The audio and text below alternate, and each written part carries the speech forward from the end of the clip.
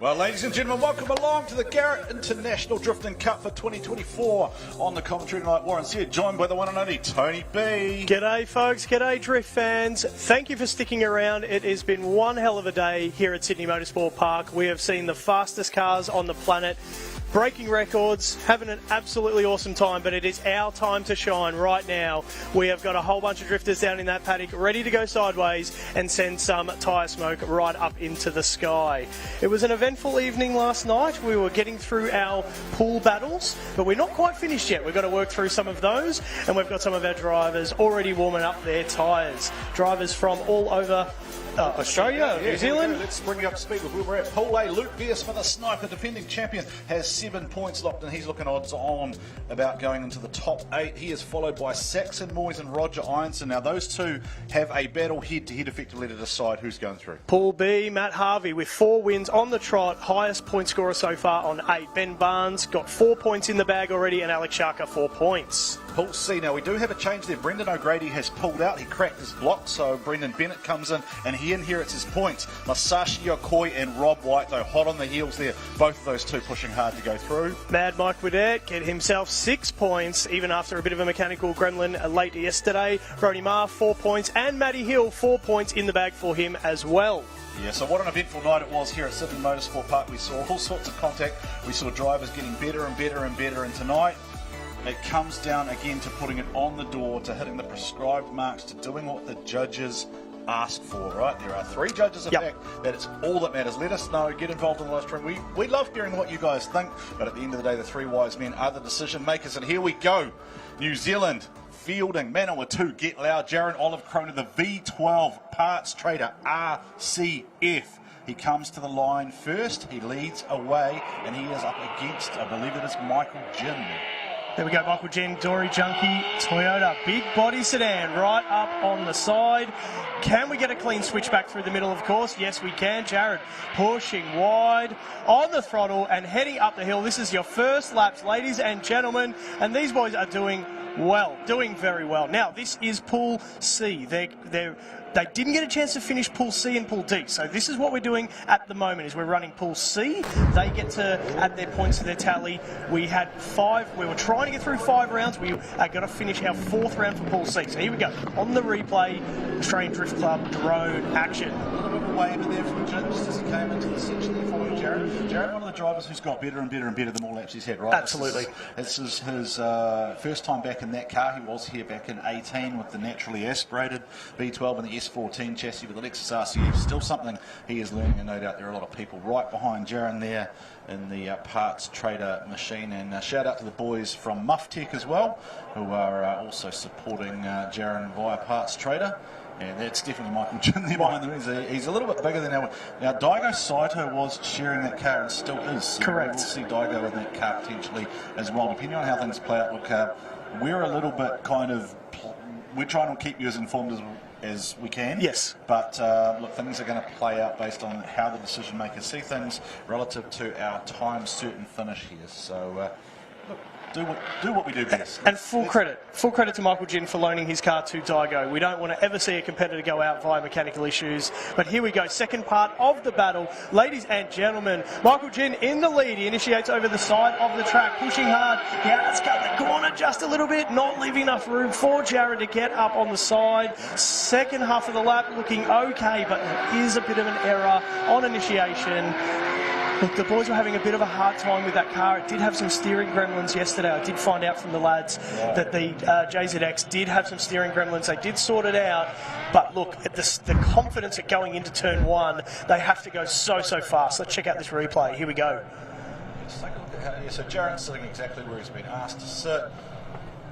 He got really close to that sawtooth rip when we saw that big spark throw up, yeah. I don't know that we ever got to the bottom last night, or whether that's kind of in out, like it's not ideal, but the idea is that Michael Jin delivers a lead run that's chaseable for Jaron. So look, we'll update you with the result as soon as it comes through, but we take a look at Rob White and Brendan Bennett. Brendan Bennett stepping in for... So here it's Bogger's points. Correct, right? So yes. Bogger had 5 points after yesterday, so Bennett is actually in. Oh, Jaron Olive Kroner gets a win, so they'll be going nuts in the Olive Kroner Drift Camp Parts Trader machine. So a great fourth round result there for Jaron Olive Kroner.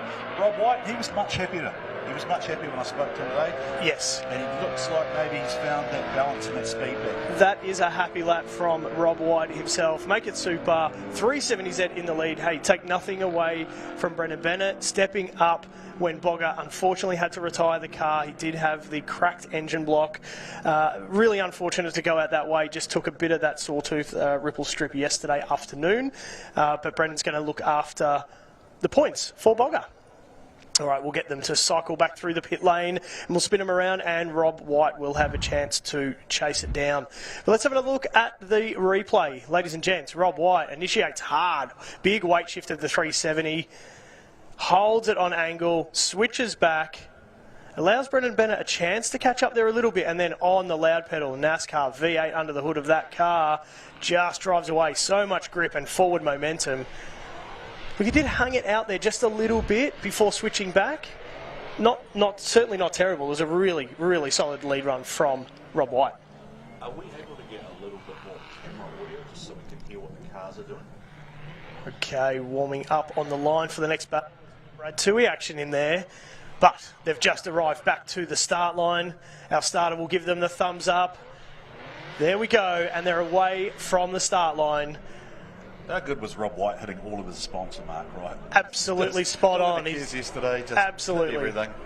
Now Rob White's going to play this smart, right? Like he's just going to, like he's not giving too much room there, but he knows he's got the faster car. He knows he's got superior grip. He's got that NASCAR V8 underneath the bonnet. Bennett has come into the field. He's doing everything he possibly can. He can hold his head high. I talked about this last night. Rob White's. Rob White did he now? Contact.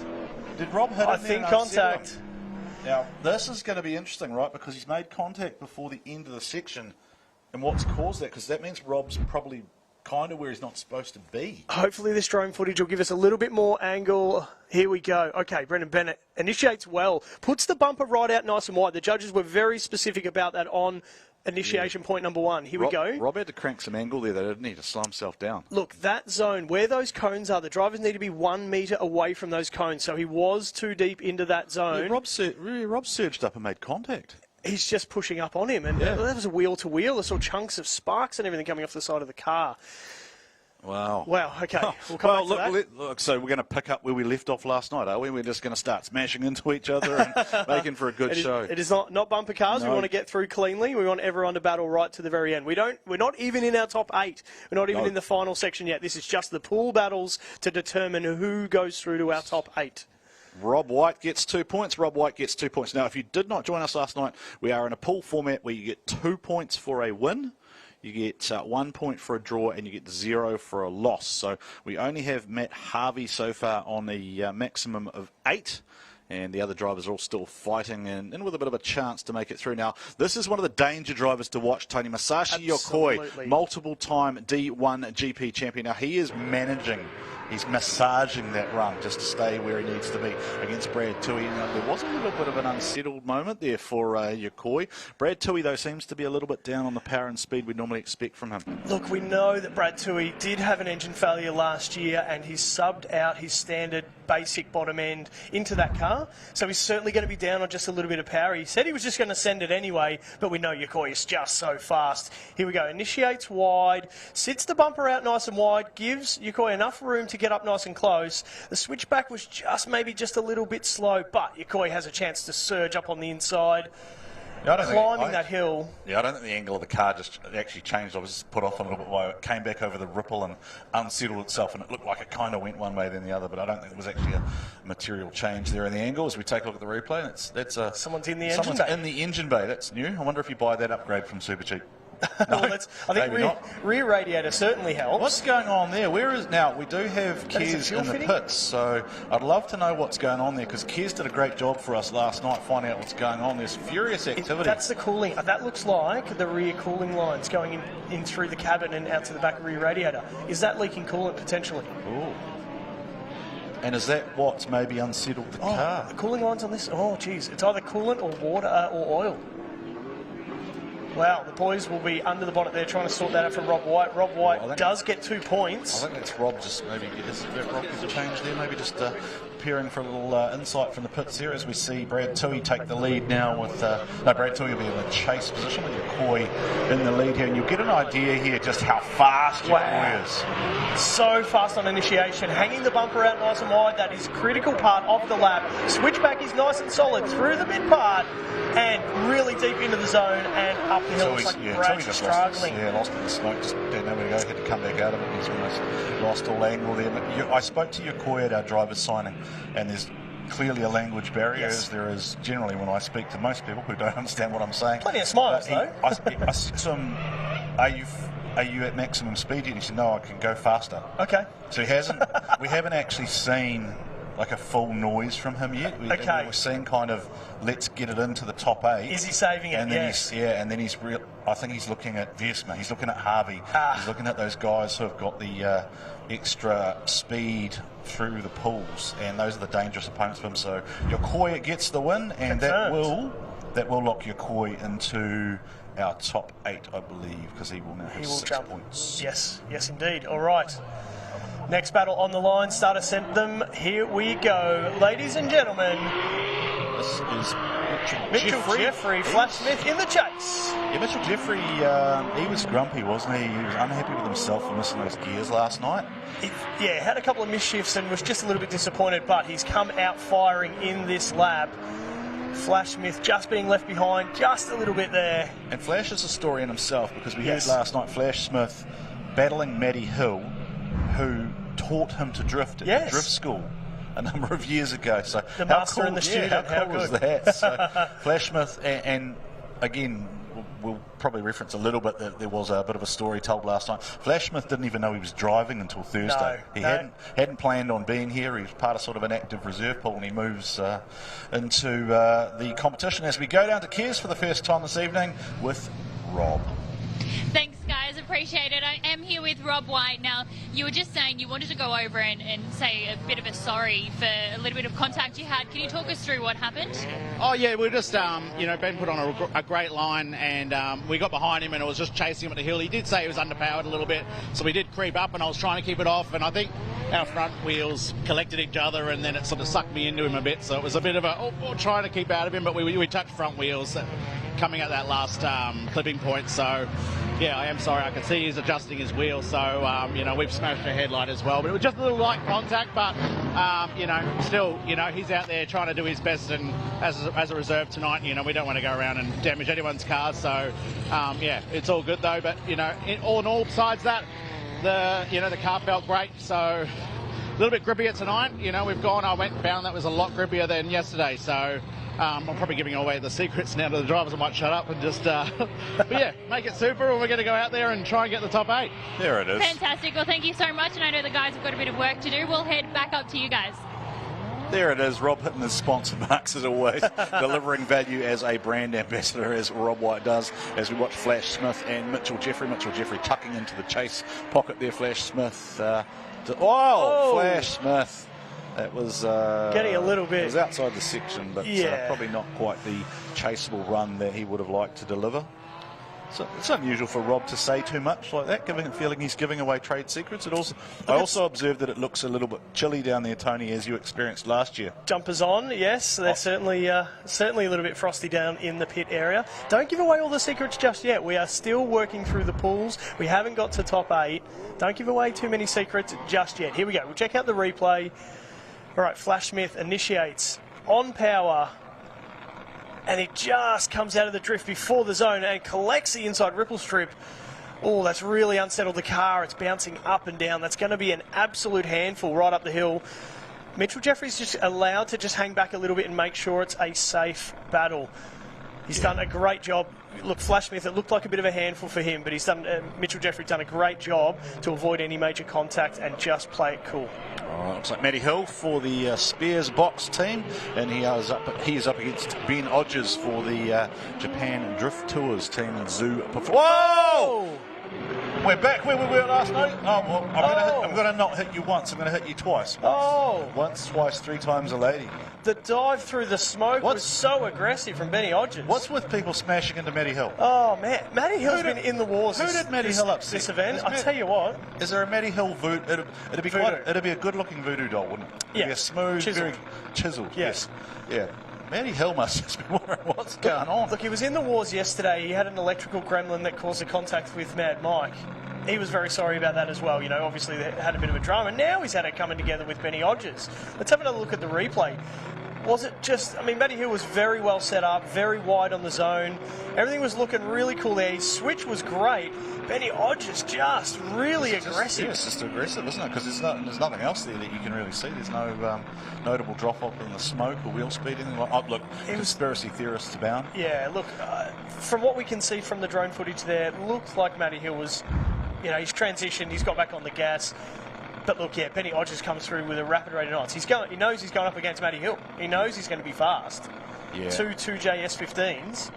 Yes, and we are not Dan Mackey, Brendan Dunker and Danny Probert, who are our 3 judges, so we get to hypothesise and share our theories, and look, sometimes we get sent in little tips. People pick, I really appreciate people pick stuff up online and they send it through to us and say, I saw this or I saw that, and last night we had somebody say, look, we saw something on the windscreen or whatever else happened, so always great to see our attentive audience and fans who are tuned in and love drift, right? Drift fans love drift in their own way. Yep. They're just sometimes a pain in the butt. But so are drift commentators, much like us. Flash Smith giving us a thumbs up. He's happy. He's back into the pits. Probably a little bit disappointed in the lap overall, but he's a solid competitor. And like I said, he got the call up only a couple of days ago. And he's doing an absolutely epic job. So, yeah, thank you, Flash. Thank you for making it out there. Yeah, Flash Smith is one of those guys for, I think, participating. Being part of the field is what Flash Smith wants to achieve. He said it all when he said, look, I really appreciated battling Matty Hill. Absolutely. Matty taught me to drive, and fun fact, Matty taught Kazai to drive apparently 10 odd years ago or so, or there was some debate about exactly when relative to people's respective ages, etc. So and that could be debatable. That's okay. I mean, you and I are just spring chickens, Tony. That's why I think so. Yeah, we're young, we're looking sprightly up here. It's been a couple of long days, plenty of action that we've been calling here, and it's phenomenal here under lights, Sydney Motorsport Park. The International Drifting Cup brought to you by Garrett, just turning on once again. We're deep into the pool stages now. We're looking for our top 8, and here is Mad Mike. Now I want to send a huge shout out to Kurt Dunn and his dad. Yes. There's a workshop about 40 minutes up the road. They were working all of last night. Mad Mike's car doesn't have a single standard part on it. No, completely custom car. They had to go and make a lower control arm for it last night, didn't they? Look, you know, the contact that he had wasn't his fault, so they had an opportunity to go and repair the car. This car was going to be doing a bit of time attack and a bit of everything. They repaired the lower control arm, which is totally custom. This car's normally a 4-cylinder front-wheel drive, typical commuter car. Now it's a 1,400 horsepower rotor monster.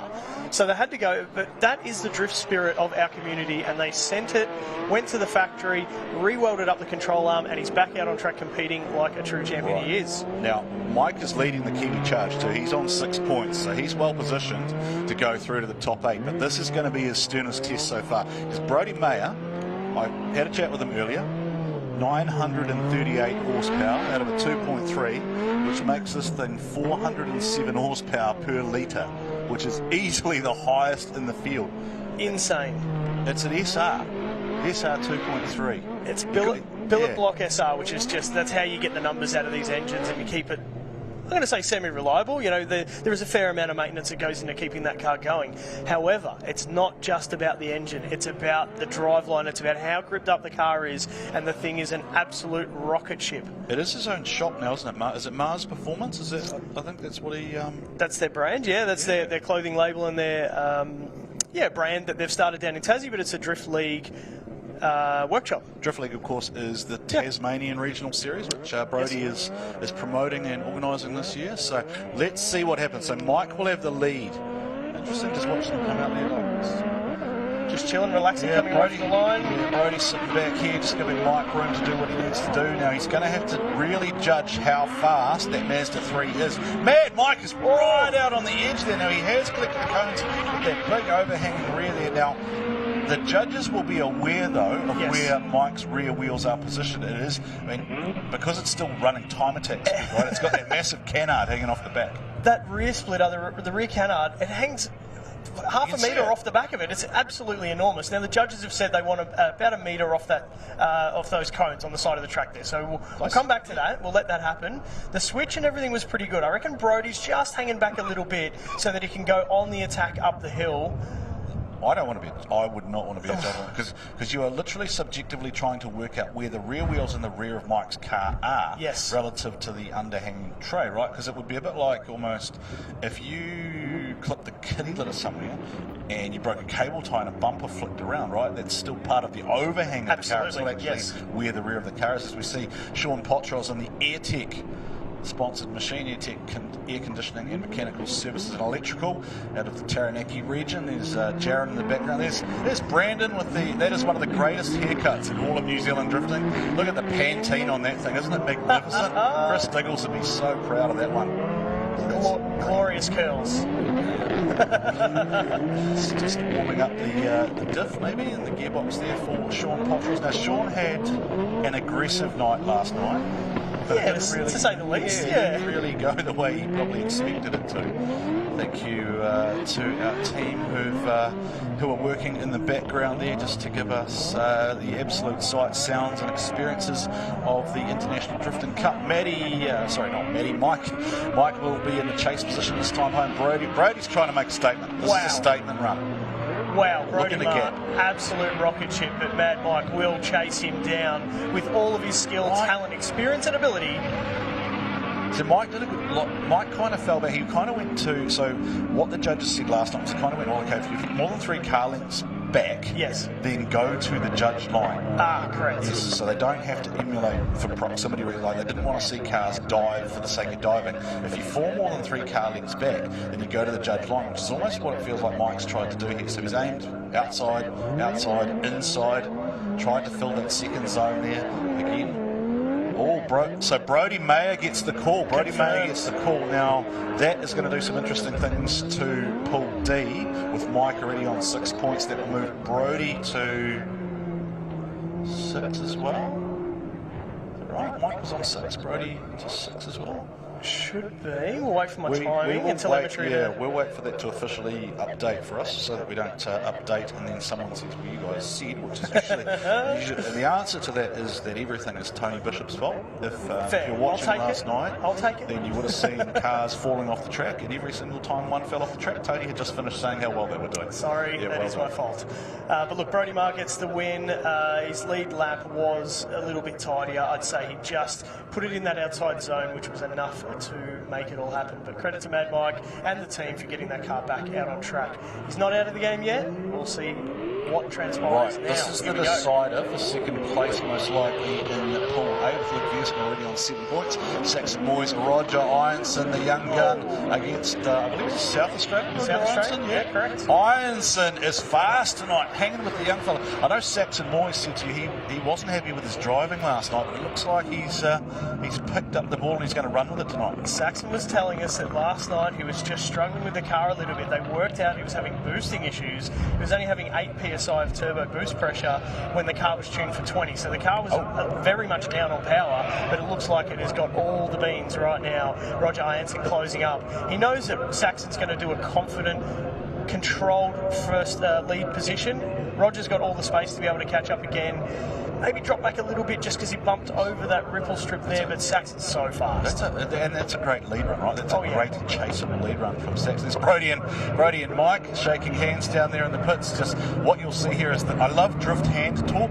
This is amazing. Like it looks like a mime. Like Brody and Mike, like they're doing a rabbit dance or something. They'll watch this back later and just think how embarrassing this is. But that's drift hand 101. This is how drifters communicate with each other. And here is Viersma. Now, is this just practice? Is that what we're being told? So I don't. Yeah, we'll wait for the official word here because we have now completed 4 rounds of qualifying. Yes. So where we got to last night was 4 rounds for just A and B. Yes. We've completed the 4th rounds for C and D.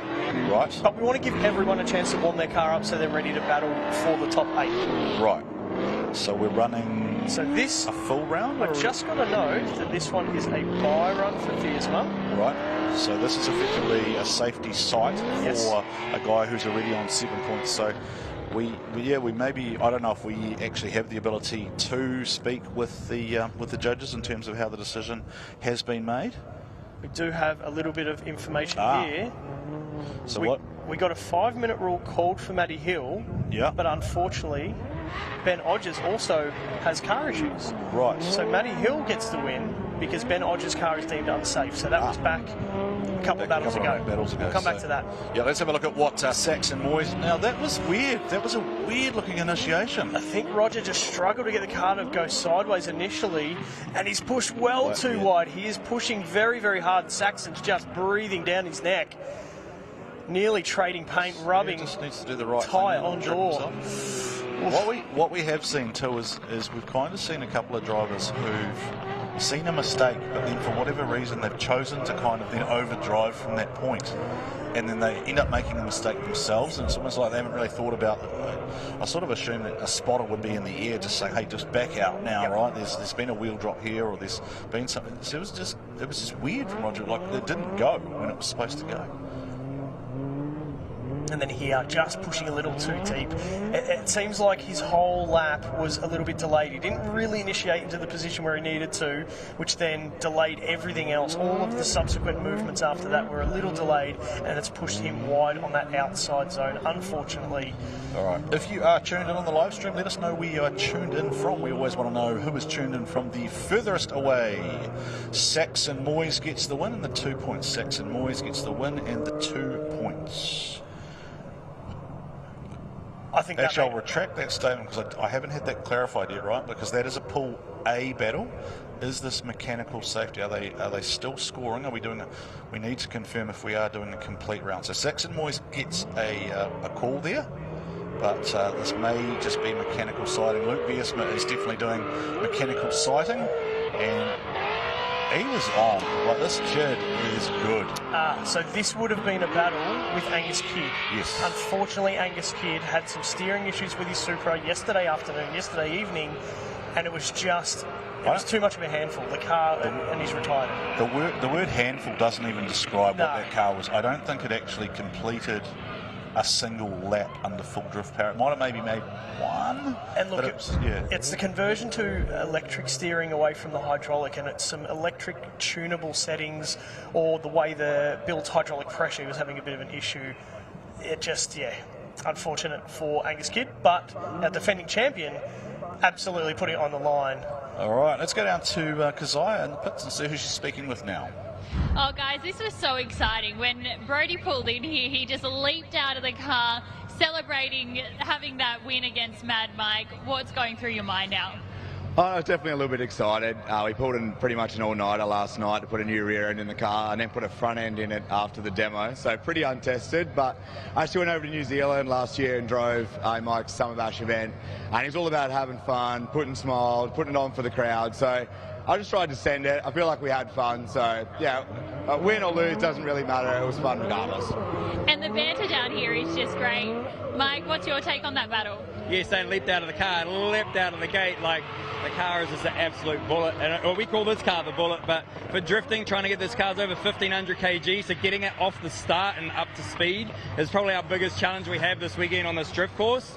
But like you say, man, keep drifting fun. That was a lot of fun. For me, I was just trying to scurry and just try pull them back in. Running a little bit of a shallow line from where I wanted to be deep. But when you've got a fast car, it's also very hard to chase a slower car. So testament to being able to chase them behind us. And I don't know how the pool works with the points and where we're at for this crazy qualifying of like doing the pool and battles, because usually the qualifying we're just single car pass, but this is like from even yesterday. We had a wreck yesterday again. I think most of the drift teams do like all-night missions to get these cars done. It's chaos down here. I think you're both doing pretty good. We're going to continue having fun down here. Back to you guys. Helps if I push the on button, Tony. I can talk to people then.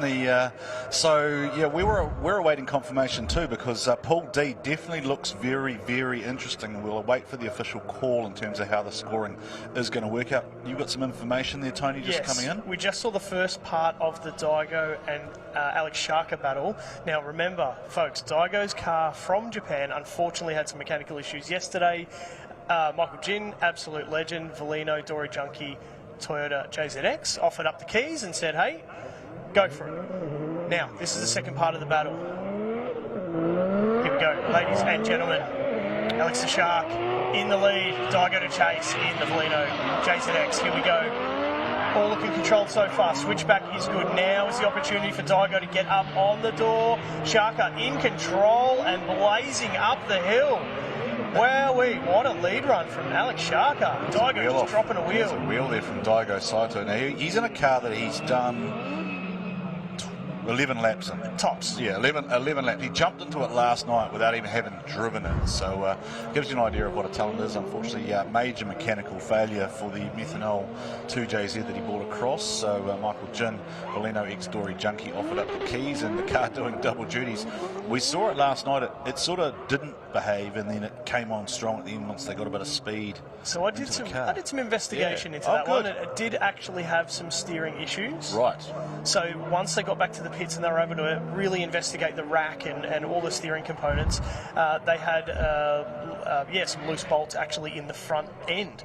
Right. So they had really inconsistent steering. They sorted that out, and the car was an absolute rocket after that. So the car looks good now, but Shark in control there in the lead position. All right. Let's see what the judges think. I love getting messages randomly from people. So we tuned in from our couch in Tauranga. You did a shout out for us at this event 6 years ago, congratulating us on the day our very first baby was born. Ah. So hello to the Lee family who are tuned in, Georgie and Simon, who are part of the Team DSR team, and a shout out to Team DSR and Adam Davies, who was painting Simon's car last night. Very nice. All right, Case Pullenbury, the D1Z champion, and there is probably half of Auckland tuned in just to watch this guy. Wow. He's a machine, and he's angry. Wow. He is angry, and that is how fast and how good he is. Ben Meir is in the backup car, and he's somewhere 100 metres in the background. Look, a heap of stories coming from this event. Benny Meir also having an engine failure yesterday in his comp car, his actual comp car, and this is the backup car. So he was driving the 6-litre V8 LS-powered S14, and now he's in the plain white practice car, which is an RB25. What a terrible problem to have. Yeah, multiple S14s. An extra drift car. You've got the attitude too, haven't you? I got a couple. Case Pullenbury doing Case Pullenbury thing. Now, one of the things that has impressed me is just how this young fella has performed while he's been over here. He's been an absolute ambassador to the whole Pullenbury family, the whole team, all the friends who are over here supporting him. They've been involved in everything. He's a great young kid. He's now 20 and 1 day. Yeah, he just had his birthday. We got to sing him happy birthday yesterday. It was awesome. Did you sing to him? Yeah, we sung to him down on the stage, down at the Yokohama stage. I wonder if Kazai can sing. Maybe we could bring that to the audience. Yeah, that'd be nice. Yeah, it was definitely better than my singing. My singing was very ordinary. Well, we had this discussion last night about your music, and you woke me up this morning with something about fighting a bear. Yes. So anyway. That didn't really go so well for us. As we see Sean Potros just warming up the tyres as we're about to switch around. Now, this is going to be the test, right? Because yesterday, I sort of said I felt like maybe almost the comms were a little bit off, and it was kind of like, look, give Benny the room. Yes. You need to give him don't do anything. You don't need to be in the wrong place at the wrong time. You're going to be trapped into a mistake. And that's almost what we saw with... I spoke to all 3 judges, and all 3 judges sort of said the problem guys were having last night is, see, they're almost beating themselves by over-driving. Yes, just sit back just a little bit. If you've got a little bit of advantage, just pace yourself. You need to drive smart in a competition like this because it's a pull format. Yes. There is no point in over-driving and over-chasing, because if you've already got an advantage, you're not really gaining anything. If anything, you force yourself into a mistake and you beat yourself. You can take yourself out, yeah, absolutely. Or mechanical issues. And the thing that can happen is a guy like Case is so talented, so good, the judges look at him and they go, okay, this is what I expect from you. Yes. Therefore, I'm going to look at a mistake, and they might say, well, okay, I don't like that much. Now, that hasn't impacted him. So Case Pullenbury does get the win there for the PB Drift team, but we're going to say he got the win, but we don't know what's happening with points at this stage. We'll await that official confirmation. There's a hammer. What is Flash hitting with a hammer? Look, Flash was struggling with a few little steering gremlins as well. I think they're going to investigate that. Looks like this seems like a good job for Detective Kez down there in the pits. What are they hitting with the hammer, and why? Something wise, Fab. hands, bang, bang, tap, tap. That's in the position where the lower ball joint is, where the knuckle is sitting down. when he come around that last Flash's cut, yeah, because Flash's cut did jump out of drift, didn't it? Absolutely, yeah, So something maybe is loose or worn. We do have a result as well with the Daigo and Alex Sharka battle. Yep. Sharka did get Sharka. the points. He got the win. And then I just saved it before it went off into the wall. Far out. Far out universal for it. It almost went really wrong. Yeah, nearly went into the wall. Oh, Potros blazing as he drives away from young Ben Barnes in the Rockhampton, the Burson Auto Parts Rockhampton MCA machine. Potros is a great example of somebody who is a fantastically talented driver, but last night just was not his night, and it kind of, no matter what he tried, he just it just didn't fall into the groove for him. But today, obviously, had a good night's sleep and he is ready to rock and roll. Did have contact yesterday. They had the front bash bar crunched in and look a little bit of fiberglass, but that has not stopped him today. Benny Barnes just had to do a little bit of a recorrection there and took a little bit of wheel over that ripple strip on the switchback. But Sean Potros in the midline of the track, climbing the hill, all the tyre smoke, absolutely blazing. That is what the judges will be loving from the lead position. Yeah. Shout out to the JJ Motorsport team who were updating me from New Zealand faster than we were getting updates from here as to what was happening with Sean's car yesterday. So well done those guys. Shout out also to the Stancliffe family who are tuned in, and also the Counter Drift team from Christchurch, Joel Counter D1NZ judges, Father Tony and Tracy tuned in watching. Here is Matty Harvey. Now he is the only guy who was undefeated. Right, he's Dominant. the only guy 4 battles in a row. You talked about this yesterday too. He's on a 275 wide tyre, which is quite different. So he said to me, he hasn't driven the car for a little while. He's had a whole bunch of upgrades to it, and he feels like he's got to learn to drive the car again. That's not a guy that needs to learn to drive. He is absolutely amazing. Benny Barnes in the lead now for the second part of the battle with Sean Potros. Here we go. Sean Potros. This is emerges from the smoke. I know why he wants to do it. Wow.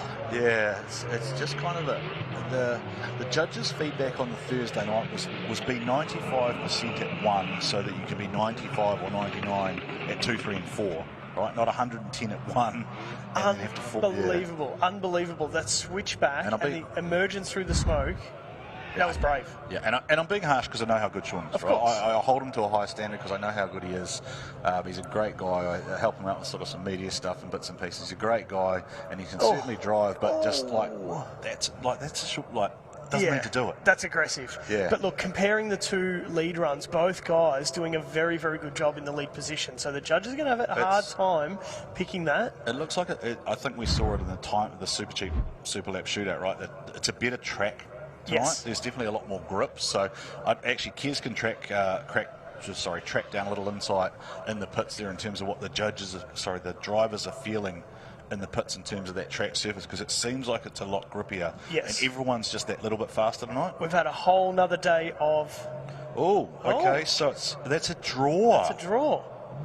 Okay. Wow. So, look, under normal circumstances, you go to judges there, but that's a case, I think, of who's made more mistakes, and I think that's a case of somebody, causing themselves problems. So that's not actually going to impact the overall pool result anyway. No, 1 point each. That 1 point each. So both had a rough night last night.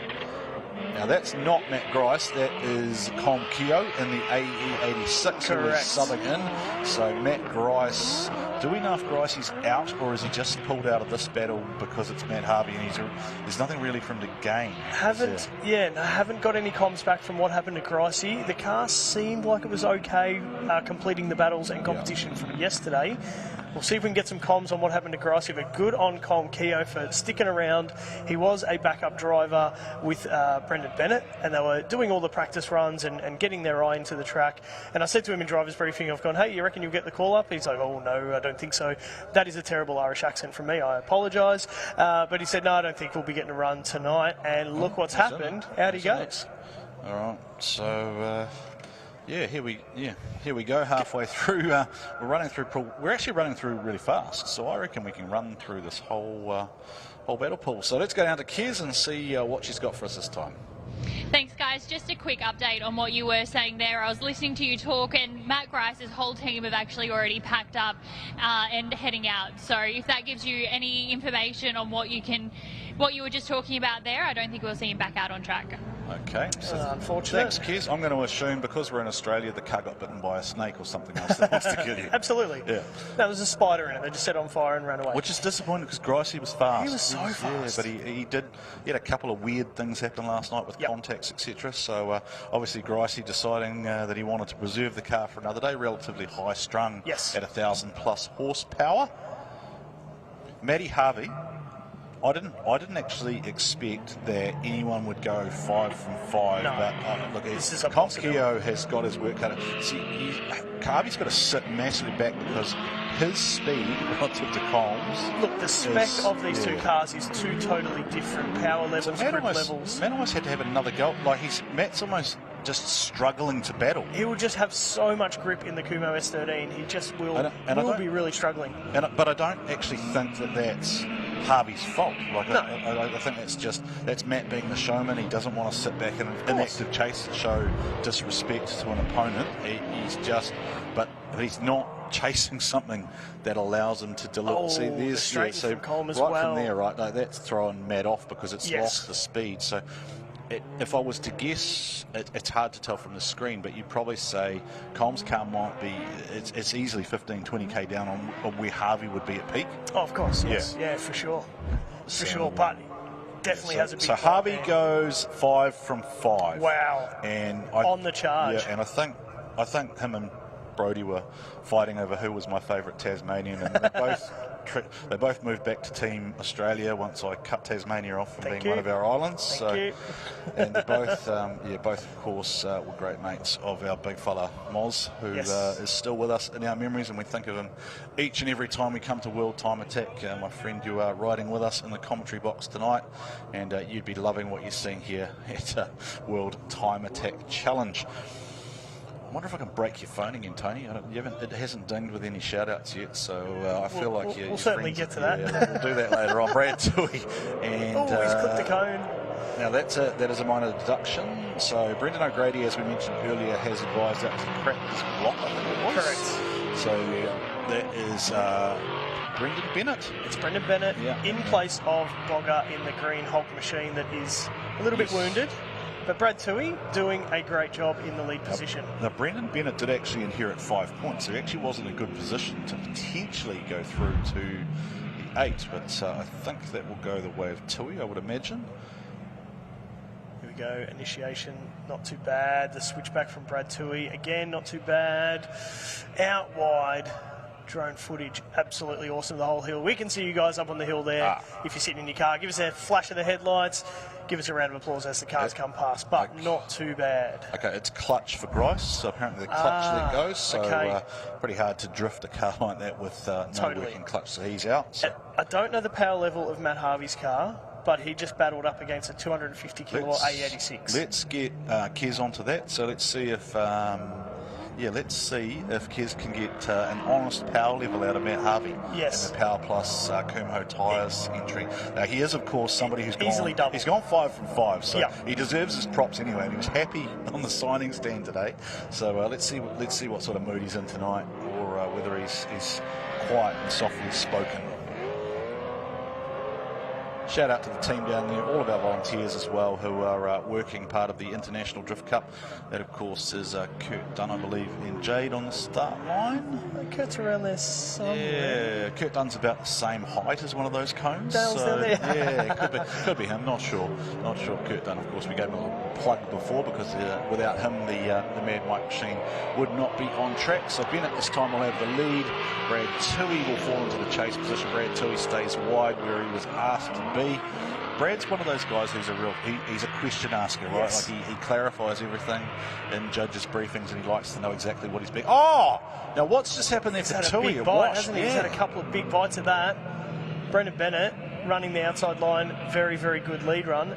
Brad Tui, did he get stuck in smoke or something? I'm not sure. What we saw last night, so we're in a format that doesn't allow one more times. So what we saw last night is the judges kind of got to a point where they're just like, right, if neither is that pretty, then it almost becomes a draw by default because there's mistakes on both sides and nobody has tried to grab a win. That's a big wash-up, isn't it? He's grabbed the brakes. There was definitely brake lights and maybe even a bit of handbrake as well. He was coming up the hill pretty rapidly, and Brendan Bennett's just running that outside line, really nice smooth arc going up the hill. And yeah, Brad Tui was coming more on the inside line with a lot more speed, and he's pulled up on it. Okay, so here's a battle that I know Jaron Olive Kroner would have been looking forward to. Jaron Olive Kroner and Rob White. So Ricky Bobby. And and Captain Flamingo himself. Here we go. Pink bits. All right, so now Jaron's a long way. Jaron's going to take this to his door, I think. Jaron doesn't want to get left behind here. Jaron's got plenty of power at his disposal. He will know Rob White is fast, so he didn't want to give him any room there at the start, but then he's had to really flatten out there to try and close up onto that door there. He's trying not to fall into the trap of diving too shallow, I think, is Jaron Olive Kroner. Hey, hold your head high, man. Hold your head high. You are over here on the international stage representing Parts Trader and the RCF, and of course the Olive Kroner Drift team. Check out Rob Wright's lead run. Here we go. The weight shift initiation. There it is. Steady. Like barely any corrections. There. Switch. Barely any corrections. Runs it out nice and wide. Into the zone, almost absolutely spot. And look, he barely adjusts the front steering, but Jared has that chance to catch right up. Now, that's a good lead and chase. This is a really good opportunity, though, to point out that. So you and I are calling to the live stream feed. So we're seeing exactly the same pictures as the audience at home are. Correct. Our judges are looking at a very different perspective from a very different, distinct viewpoint on the hill. Ultimately, what they see from where they are dictates how they look at things like line, like angle, like proximity. So it's important to point out that they are calling to a slightly different perspective. So while you may not agree with each and every call, there is most likely, in 99.9% of cases, a very good reason why they've called something the way that they have. And the camera angles really don't do the elevation justice. There is such a significant elevation change across the lap that all plays a part of it as well. The judges are up high on the hill. They have the ultimate bird's eye view looking over the final corner. Here we go, back to the start line. Parts Trader, RCF Lexus in the lead. Jaron Olive Kroner, here we go.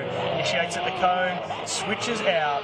Bumper to the outside line, that is sending. Send it home, Jaron, send it home. Now, Rob Wright switches. This is his chance to play catch up. I will take the blame for that one. I did that. That was me. I told him to send it, and he sent it. That's 4 wheels off, and that sent it way too hard. That's been sent all the way back to Bunnythorpe, just out of fielding, and that'll be a clean up for the crew before that goes in the container. All right, 1,000-ish horsepower from Matt Harvey's car, from some of the Tassie boys. Wow. Clayton, I can see you there. Did Manichi Garage down in Team Taz. Did all of Tasmania have to share the dial-up internet to send you that, or they go all right. Or do they pass the one phone around? How does that work? Are they still on the Nokia 5110? But Colm Keogh's car is a quarter of the power, and he did a great job. Yes. I love that. Thank you for the detail. All right, excellent. Great work out there in Facebook land, providing all of the information that we need. Right, what have you got here? Is this updates coming through from the officials, Tony? So I'll let you note that down. Yes, indeed. We have 4 of our top 8 locked away already. 4 of the top 8 are locked away already. Some of it is not a surprise. Some of it is not a surprise at all. No, it's not. So, I mean, we knew Harvey. Yes. And we knew Viesma because Viesma had a bye run, right? So those are the top 2 from last year. Who else is locked in? Saxon Moyes is locked in. Alex Shaka. The Shark. He's made it through. Shaka Khan. Oh, no. That means Shembri will be going wild on Facebook right now offering advice. What's going on here? You're getting us some more insight. Oh, now, hang on. What's going on here? Why have we suddenly had our track crew head up there? Is it just... I suppose the cones went flying, didn't they? When Jaron went... Yes. I would describe that if I was back home as he's gone off the side digging a hungy pit. But we're not doing that. We're not doing that tonight. Since we're in Australia. Is there a version of that? Is there a version of the traditional cooking method here? No, we just do barbecue, mate. Shout out to the Speedway boys who were tuned in, Tony Gallagher and the boys on iRacing, listening in the background and watching in between races. Thank you, Tony. Great to know you're listening. I look forward to constructive feedback once I get back home afterwards. Yokoi and Michael Jin, Masashi Yokoi and Michael Jin. I have a strange feeling these guys will have battled each other on Japanese soil in the past. Maybe the first battle on Australian soil though. So here we go. Oh, Michael Jin stuck on angle. Oh boy, oh boy, oh boy. Okay, so that will lock Yokoi in as well. So Yokoi, another who has had very strong results. Bit of a note here from one of our esteemed photographers, Mr. Sniper himself, Sam Law. No, we're not reading that out. Oh, look. That didn't happen. A piece of Jaren's body kit went flying. Absolutely flying. Oh, did it? Okay. All right. I thought that said something else. No. All good. Oh, right. I wasn't sure what that was, so I thought I'd just make sure that we had the right information there. Shout out to Travis Walters and Will Shaw. Shout out to Jared Kelly. A big shout out to very good friends of mine, Puddy and Alan Togia, tuned in, hopefully enjoying a little downtime. You'll be pleased to know that many of the burnout, interesting, Tony, that a lot of the burnout guys are tuned in. Interesting. Yeah, I hadn't really thought I hadn't really thought the burnout audience would be huge fans of drifting, but I guess it's the same thing, baking tyres and producing revs, and I have actually learned that burnout judging is really subjective, much like drift judging. Absolutely, yeah. absolutely. But they don't like you hitting the walls. No, you definitely don't want to hit walls, and at least you can't hit each other either. No, it's one car at a time. And fire is actually bad no matter which sport you're in. They do like it though, a little bit. A little bit. They don't in New Zealand, and they don't like it when I encourage it. No, okay. That's fair. But there's a lot of things that I encourage that people don't necessarily like. I want to send a very, very big shout out to a great friend of the show as well. Courtney McColgan is on Mum's Night Out. She's up on the hill. She said it's Mum's gone wild. They're up on the bank somewhere, having a little party. Hopefully they can find BT and the team up there in VIP hosting on the Celebrations Drift Hill. Shout out, by the way, to Celebrations Absolutely. too. Great partner. Yeah. Dan Mackey is still upset about his sign getting peeled last night. A big shout out to Celebrations. Michael Jin will have the lead run here. Yokoi will deliver the smart run, right? That's big straight. Yeah, he's just sitting back there. We saw this last night from Yokoi. He is capable of doing the sort of 60 to 70% run. Smart. And the car is so capable of so much more. The wide range of being able to do fast and slow laps is just an incredible talent, an incredible setup of that car. But look, I'm still going to say that Michael Jin's car must still be having a bit of a drama. He is definitely better than that. Here we go. You see the initiation. It's all looking pretty good so far. The switchback's good, and then it just goes straight, and he's had to grab the handbrake a little there. It's obviously he's fighting it to try and break traction again. And Yokoi just sitting there right out on the qualifying line as he needs to do. Something I learned yesterday. Yokoi is actually one of Mad Mike's favourite opponents. Is it really? Yeah, so Mike actually said in VIP yesterday, so if you come to the World Time Attack, as part of VIP you get to have an experience of Q&A with the top drivers, and Mike was actually saying how much he respected, and he kind of came up watching Yokoi drive and just respects him for being absolute competitor, always fast, always committed. There's no games. You can drive both of you at 110%, and every battle is a triumph. And he actually said he got his first win of Yokoi kind of in the same event. So it's a pretty cool story actually, as we see two pretty cool lads themselves, Mitchell Jeffrey and Matty Hill out on track. So good to see Matty back out. After the contact, absolutely. So Matty Hill's car looks okay, and it looks like it is absolutely blazing. Mitchell Jeffrey just chasing him down. Gearbox Masters S13. Yeah, I do have some suspects as to who may have the Matty Hill voodoo doll. It could be Kez, because Matty Hill did throw some aspersions at her age earlier, suggesting that she may not have been the sprightly 21 years old that she is. So it could have been Kez. It could have been Kez. I'm not suggesting there's any truth in that. Commentators don't lie. Matty Hill's car, just such an aggressive change of direction. His initiation just snaps to angle. It is such a treat to watch. I like how it sits down too, like it's really low, the rear bumper dragging on the ground. And look, hey, Mitchell Jeffrey right there with him. Right there with him. Only a car length or so in it, in the smoke and everything. Great lead, great chase. There's the Kiwi boys down there. Hello to Team PB. I can see you on the live stream. Hello, Mike. There's Matty Hill Makes his way through the pit area. Hello again to our volunteers down there who are keeping things running smoothly. Moving through, it's approximately 9 o'clock here at Sydney Motorsport Park. That means you and I have been here for 14 hours so far, Tony. So if things start getting a little bit unhinged after 2 hours, that's probably a little bit of why. It's been another hot day here at Sydney Motorsport Park, but I would not trade this for anywhere in the world. This is good stuff. This is the good sauce that we love in drifting land. And here we go. Awesome drone shots thanks to the Oz Drift Club guys. Ian and all of his team. They're up on the hill. I think they had some kids' gift packs and bits and pieces there. They've got the trailer and I think some games or a simulator or whatever up there on the hill, up near the judges. If you want to go see the Oz Drift guys, they are up there. They are sponsoring this drone footage and it looks absolutely awesome. And we're getting through the cones and away we go. I think if I was Mitch Jeffrey, right, and I was thinking about a redemption battle, getting Matty would be what I'd be aiming that'd be for. good. Right? It'll be, why does commentators text him? I might have. Yeah. Got close. Got close. I might not. I'd say I'm not going to talk anymore, but we all know that's a terrible lie.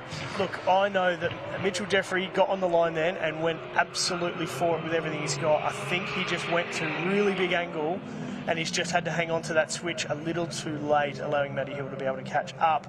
Not a terrible run. No, definitely not a terrible run, but I think he just got a bit caught up in it. He's like, oh, I got Matty Hill right next to me. I have to go for it. Here we go. Initiates. There it is, across the track here. I think he gets a bit hung up that way. Yeah, you can see the front wheel just get a bit stuck on lock. What happened then? Yeah, it was almost like yeah, you're right. I think it got stuck and he had to have a second go at it. Was he trying to go down a gear or something, or maybe the clutch didn't do what it was supposed to? Yeah, it's what we kind of used the expression last night to borrow it from someone else who's a big drift identity. Not the prettiest. Not the prettiest. Not the prettiest. But not terrible. Matty Hill gets the win. Matty Hill gets the win, Mr. Smooth. Now, where does that leave Matty Hill? Is that going to put him through in that pool down the bottom? See if we can get some updates on our technology here. Brody, this is Brody Mayer and Comp Keogh. Now, this is ridiculous because this is the highest horsepower per litre against the lowest horsepower per litre, and that's just a snapshot of the speed differential between 938 horsepower. And I reckon that might be maybe 300. Yeah, 300 at best. Yeah, 250 kilowatts. Now, and I don't mean that in a disrespectful manner at all. Comp Keogh is one of the reserve drivers. Good on him for hanging around. He's out there. He's putting on a show. He's been a great supporter of the event. But it just showcases, I guess, people talk about longing for the days of old, right? And, and this is like an example of the modern day drift warrior and how fast they are versus that was Brendan Dunker, our head judge, referenced it.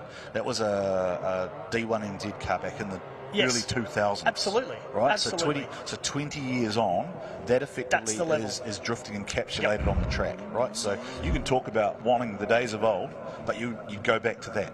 Now, got the information coming through. So Colm Keogh is subbing in for Flash Smith. So when they were working on the front of the Wise Fab on Flash's car, there was obviously some issue with the bottom of the knuckle. They were hammering away and talking about trying to get that back together. Flash Smith has exited. Sorry for interrupting. I'm just reading drift hands there, and I think that was Mitch Jeffrey saying it didn't go into gear when I wanted it to. I think he sort of made that pulling downward motion, and he's just explaining to Matty that's what happened there. Sorry if I checked you up. Yeah, sorry.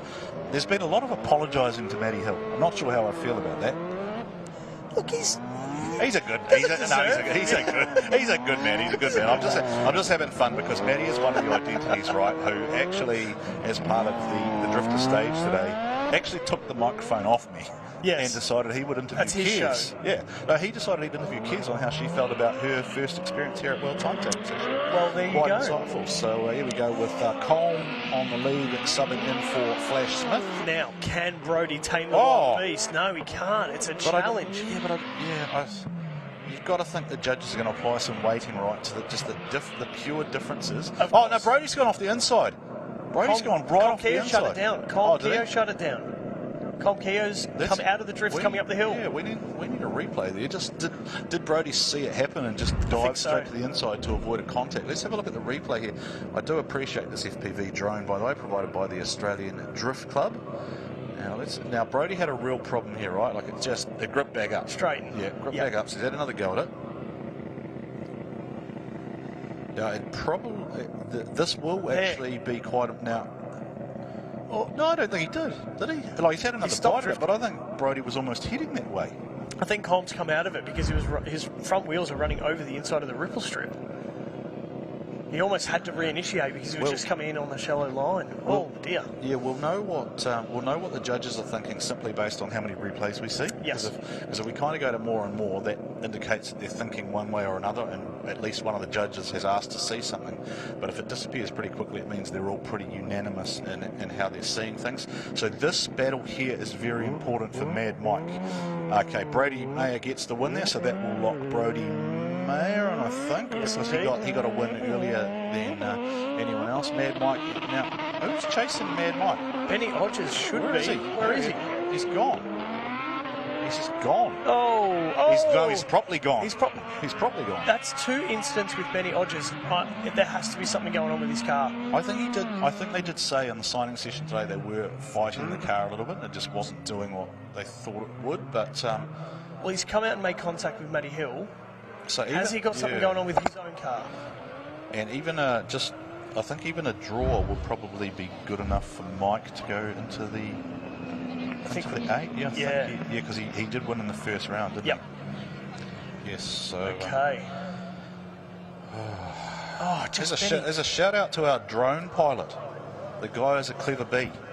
Okay. love his flying skills. So shout out to our drone pilot. Probably can't hear a word we're saying because he's got one of those weird helmets on. How's that kudos? I don't know. He's probably sitting in a different country somewhere. Shout out to all you guys up on Celebrations Hill. Good on ya. It's Smoke's sitting up there. It's hanging around, but it's not hanging around like it was last night. Kids, families, picnic blankets, rugs. I can see the whole lot of you guys up there. Give us a wave. Give us your hands in the air. If you're sitting in your car, give us a flash. There's our judges and our operational team. Dan, Brendan, Danny, hello guys. We can see giving us a wave. Hello. Yep. Just now, all you people on the bank, if you turn around and look towards the guys waving, if you don't like anything that happens, it is completely their fault. It is blame them, especially that guy there, Dan Mackey, and hello, of course, to Nikki and Joe, of course, both exports from New Zealand over here because we can't trust Australians to run things right. We need Kiwis over here to make things happen. Need some balance. Hello, guys, waving your hats around there. Bonus drink to anyone who goes and throws something. Don't do that. Don't do that. Wait until the competition's over, right? Health and safety. All right. Now, what does Mike do here? Do you think Mike sits back? I mean, Mike doesn't like to. Surely. But if they think there's no. See, that was what I was worried about. Mike is Mike. That's taken the front bumper off. Oh no, rear bar off. Benny Hodges' car's falling apart. What worries me is that, as Mike talked about yesterday, nothing in that car is easily replaceable. No. So he does need to rein it in just a little bit. How do I explain this? Curb the enthusiasm. Stop being Mike. Stop being Mad Mike. Be moderately annoyed Mike. And can you please get into the top 8? Because I need you in there to try and win this competition and bring the Sylvia back to New Zealand. That is what I need right now.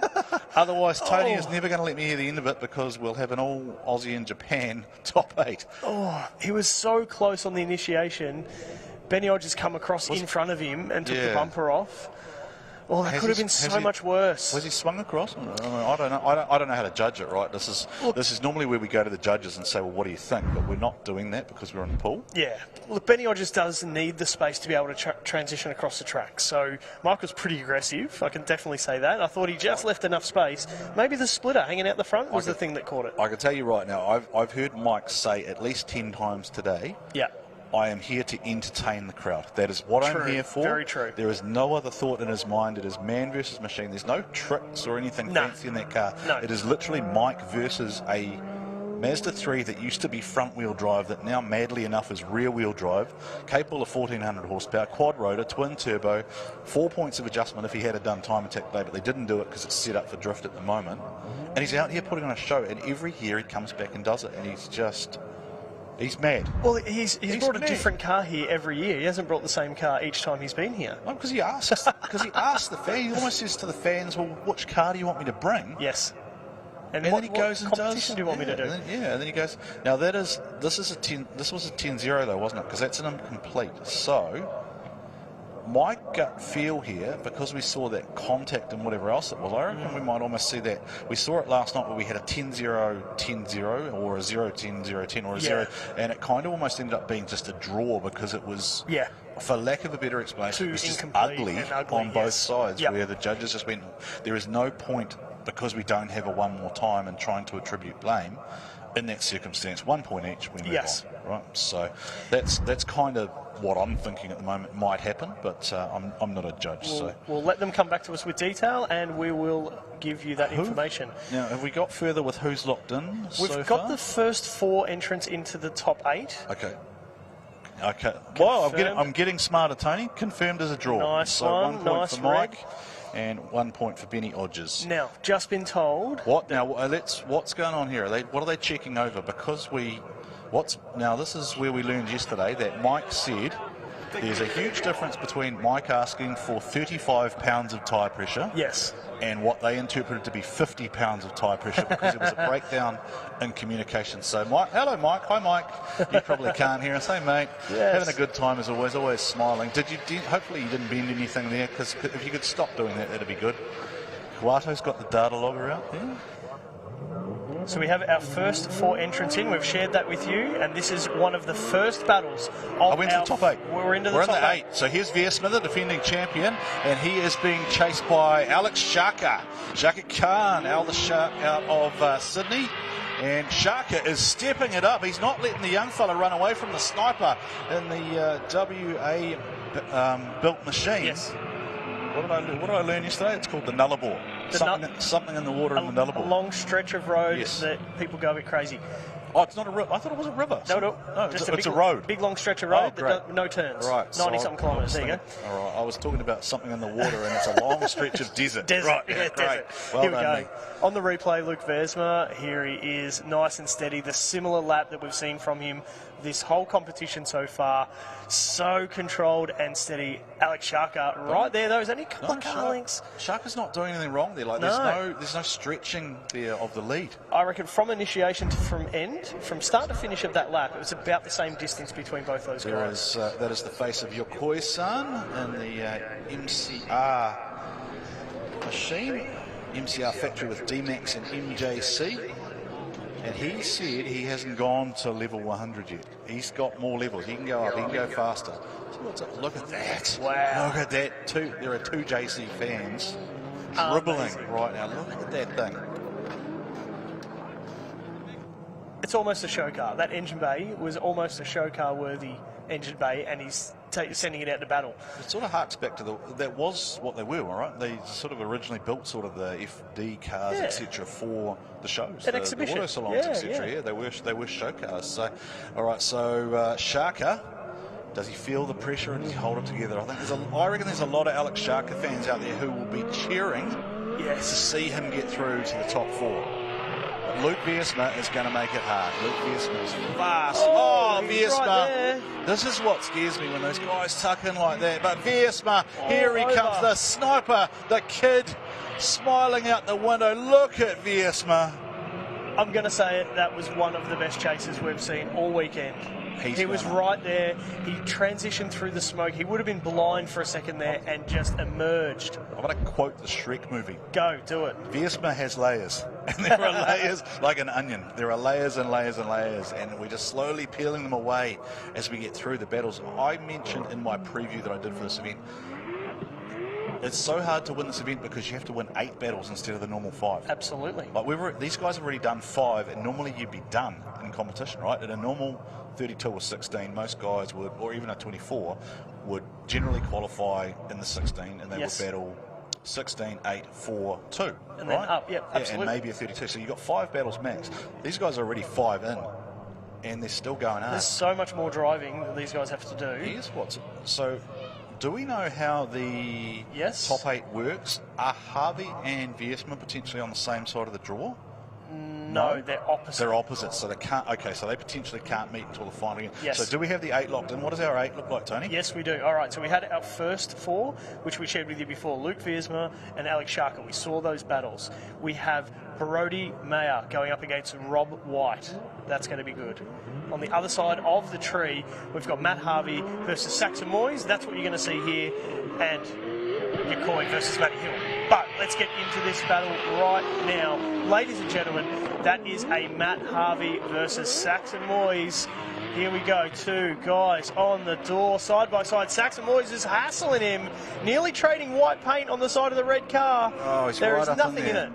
Jackson Moyes, whatever he's eaten for lunch today, he's come back and he's apologised for his driving, and now he's driving out of his skin. Now he's showing us what he would have wanted us to show last night. And he told me, he goes, the car was on 8 psi boost pressure, it was down on power, I was struggling to initiate it. As soon as they changed the wastegate spring, they cranked it up. Sorry, can I just check something to confirm? So the Kiwis have missed the 8 completely.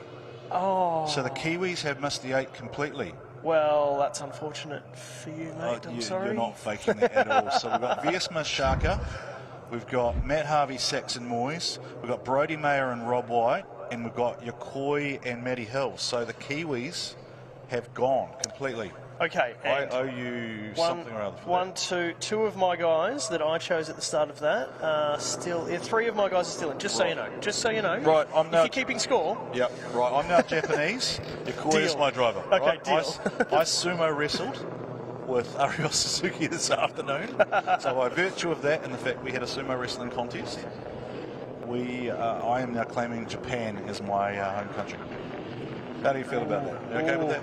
We have a result. Oh, okay. Who's going through first into the 4, Tony? Here we go. Luke Viesma is through to the top 4 from WA, battling on the East Coast. Defending champ, exactly right.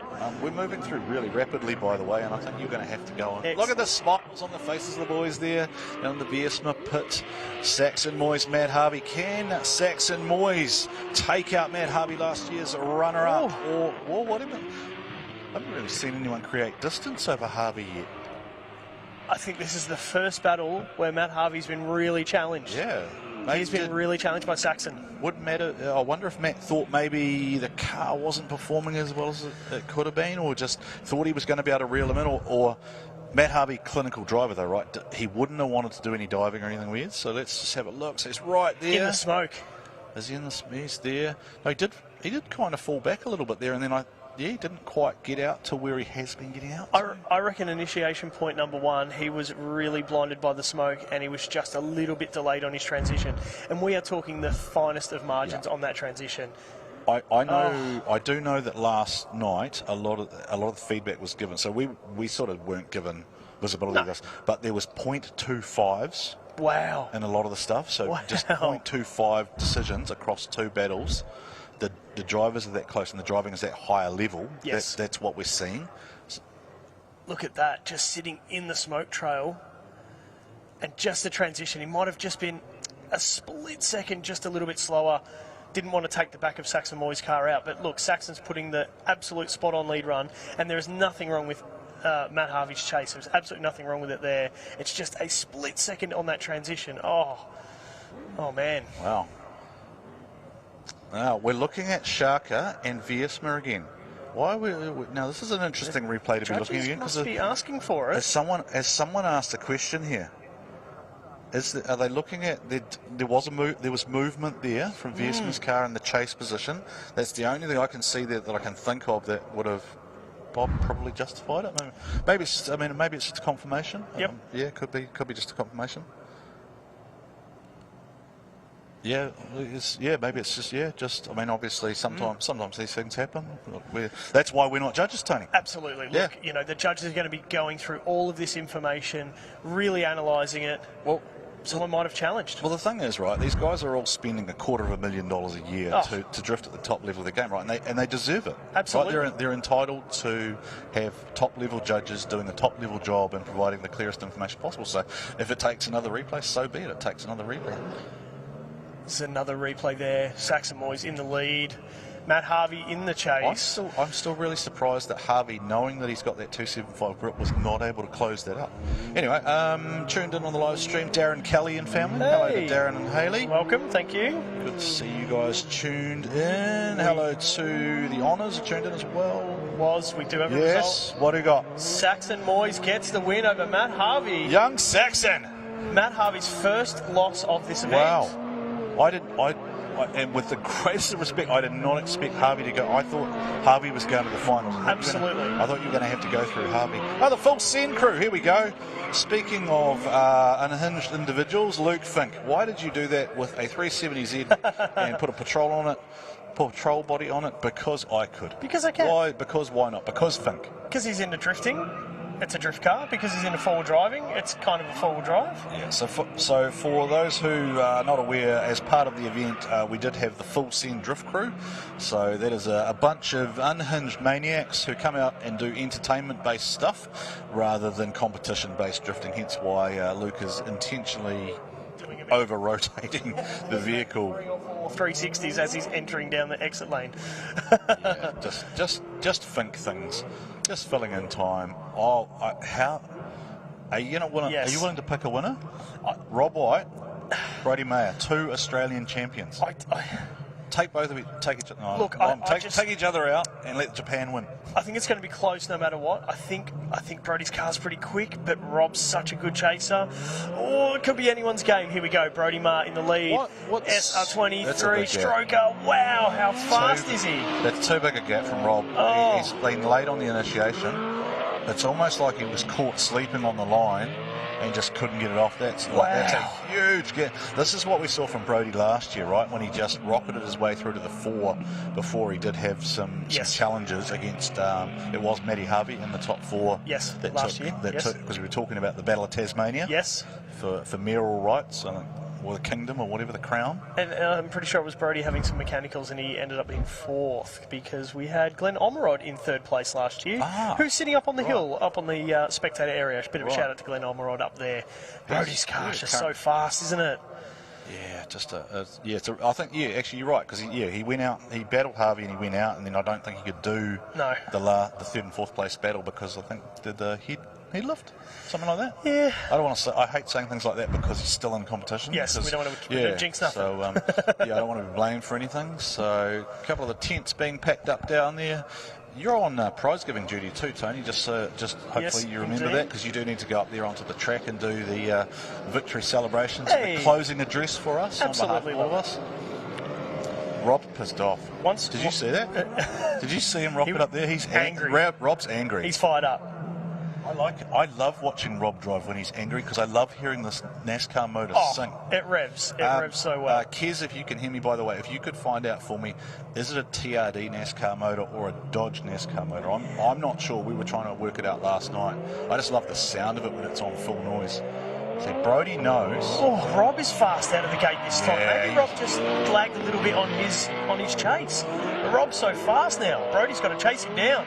Well, part of it could have been, I wonder if Rob kind of went, look, Brody's gone, I'll conserve the tyres for the second run. Potentially. So that I can try and create a gap. Because what we do know from talking to every single one of the drivers is these tyres are done, right? By the time they get to zone 4 of the second lap, they're blazed. Absolutely. There's nothing left. They're completely bald flat.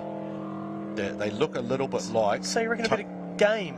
I'm wondering if... Because Rob's a veteran, right? Yeah. He's smart enough to go, I'm not going to close that gap on a ridiculously fast car. Yeah. So he could have played the game right, because that would be one way that you could achieve that. And as I was going to finish my pun there, where I was going to say the tyres look a lot like your head. But, yeah, absolutely. But I got interrupted by some information coming through, which was... And his confirmation, Brody Maher goes through to our top 4, gets a win over Rob White this time. Right, so that leaves one of your drivers? That leave one of your drivers in? Is that a part of your Team Australia? I let you pick 4 drivers, right? Team Australia, I definitely had Luke Viersma, I definitely had Brody. All right, fair enough. And this is one of our showmen, Mitch Bullen himself. I love the fact that Mitch is out there on a night that celebrates Levi Clark. Absolutely. Levi's best mate, behind the wheel of a pull-and-spec engine-powered machine, and the emotion that will be coursing through that man right now, just as he feels the spirit of Levi Clark looking down on us. And I'm not saying this to bring a damper or anything. We are celebrating the life of a guy whose motto was never lift, and you would have heard me say it earlier, he lifted everyone around him. Levi was the guy who, when you come in from another country, Levi's the guy who's in the pits who comes up to you and shakes your hand. Hey, it's great to have you back. He's the guy who came last year and said, I'm doing this because I want to hear Jared Deander say my name. Like the Levi Clark rolling off the tongue, and he was a phenomenal talent. He won the FD round the year it was here, FD Asia, and look, while we've got full send out on track, this is all in memory, all in honour of a great man, great human being, and much love to the family, Darren, Irene and Christy and Taj up there on the bank, and the team are hosting them up there, and an emotional night, no doubt. But and look, thanks everyone who pulled through and were able to deliver that really moving honour to him. Tip in the hat was, thank you for saying those very kind words, and everyone that dropped a little wheel nut into the jar. So it was really moving, and we hope we absolutely did his name and honour justice. Joshua Botcher, thank you, Josh, former champion of the event. Rob's is a small block Chevrolet. That's what I'm sure. Okay. For some reason, I thought it was a NASCAR motor, but it would not be the first time I've said a fib or two on one of these live streams. No, not at all. So I did appreciate the fact that Josh Botcher promised he would be back next year, though. So it'd be great to see. Is that the word? Back. The word on the street? That was the word, along with a couple of other random things that came out of today, where Arios Suzuki invited himself to Mad Mike Summer Bash. Oh, good. We somehow ended up confirming a battle between two McLarens, and also that Mike has enough parts to build another car potentially. So anyway, let's keep building. Look at this. Look at these guys. Hey guys, how are you doing up there on the hill? That is Australian ingenuity at its finest. Look at that. Hey, g'day guys. Up in the back of the utes there. Oh good. Someone's. I hope those beanbags need to remain on the premise when you exit. Don't steal our beanbags. Race. I missed the signage. What did that say? Race something. Yokoi-san against Matty Hill. Can Matty Hill make it an all-Australian at top 4? Or Yokoi, here he goes. He's going up levels. But here comes Hill. Matty Hill starting to step up the game. Oh, Yokoi with the first little waiver there. Matty Hill putting the pressure on. Here comes Matty Hill. Matty Hill washes up towards him. Oh, Matty Hill's just had to. He's come out of it. Matty Hill's come out. Why did Matty Hill come out of the drift there? Something. Yokoi absolutely clinical. Oh, man. Wow. Again, remember that I am Japanese for the purposes of the evening. This is my driver now, so I think you're going to have a great deal of fun too doing interviews on the podium. So, there's a waiver, and then Matty just gets to the inside, just gets out of it. So he has got out of it before the end of it. No contact or anything. Got out of it before the end of the section. So unless the judges see anything weird. Now again, I'm going to repeat the fact that we are calling to the stream as per what we see. The judges do have a different perspective and a different elevation, and a slightly different line in terms of up there on the hill, and they can also hear slightly different things that we can't necessarily pick up from where we are in the Fox box and calling to the live stream. So this is the International Drifting Cup for 2024, brought to you by Garrett. Thanks so much to Garrett for their sponsorship. We're starting to wind down now. There are only a handful of drivers left who have a possibility. Last place in our top 4. Who's it going to be? So we've got Viesma, Brody Mayer. Wow. In the top 4. So Viesma, Brody Mayer in the top 4 on one side. Saxon Moyes on the other side will await the winner of Yokoi and Matty Hill. So I wouldn't go anywhere, right? I said earlier that if you can win this event, you truly deserve to be put up on an international pedestal with the very best drivers, because Viesma, Brody Mayer, Saxon Moyes, Yokoi or Hill, it doesn't matter. Even if you go back a step, all of them, Alex Sharker, Rob White, Matt Harvey, those are not opponents you take lightly anywhere. Looking at the names in the top 8, they have been the solid contenders this whole weekend. And it's only been a few little mechanical gremlins here and there that may have slowed them down. All of this top 8 have been absolutely dominant. And here we go. This is why we're going through. Matty Hill this time in the lead. I'm not talking in case I jinx myself. Sasha Yokoi in the chase. Here we go. Ladies and gentlemen, can they get the switch done? Yes, they can. Yokoi's closer. He's absolutely closer. Matty Hill running the really wide line. Up the hill. Yokoi's still in it. He's still in it. And side by side. Whoa! Over the finish line. And Matty Hill was outside the section. I think there's a little puff. It's that concrete just as you run off the edge there. So he was through the section there. I think if you were kind of comparing lead for lead, chase for chase there, my call would be slight advantage to Yokoi. And I'm not just saying that because he is my selected driver for the evening. But I just think he was just that slight little bit cleaner. And of course, Matty Hill had that problem in his chase run where he did get out of it. I don't see enough there from Yokoi to think that that we end up with kind of. Now we are at the point of the competition where the only thing that could potentially happen would be a one more time. I don't see how, unless Yokoi would have to be disqualified effectively for Matty Hill to go through as a clean. It would only be a win one way or an OMT. OMT's now back in play because we are in the elimination pool format. Out of the pool, yes. And I believe that the 5-minute calls are also back in play if required due to contact only. Yes, okay. So DBs or any personal issues, obviously that's out. Yeah, so if something happens like hypothesising, talking about a scenario from last night, if the lead car has a mechanical and it is responsible for the contact, then the situation would be that a 5-minute could be enacted. Now, is this Brody and Luke, is it? Yeah, Brody and Luke. Yep. So this is a semi-final, ladies and gentlemen. Luke Viersma, the defending champion, WA Suspensions. Luke Viersma Drift, and he is up against a Brody Mayer Drift League. I think the judges are still deliberating. They're still talking about the Matty Hill. Sashi Yokoi. They're still talking about it. We don't have a result as yet. We're waiting for a result. Got any shout-outs you need to get through? I did see your phone start dinging. There it is. I think the result comes through. So locking into the four, we have Luke Viersma, Brody Mayer on one side of the tree. Saxon Moyes goes up against Masashi Yokoi.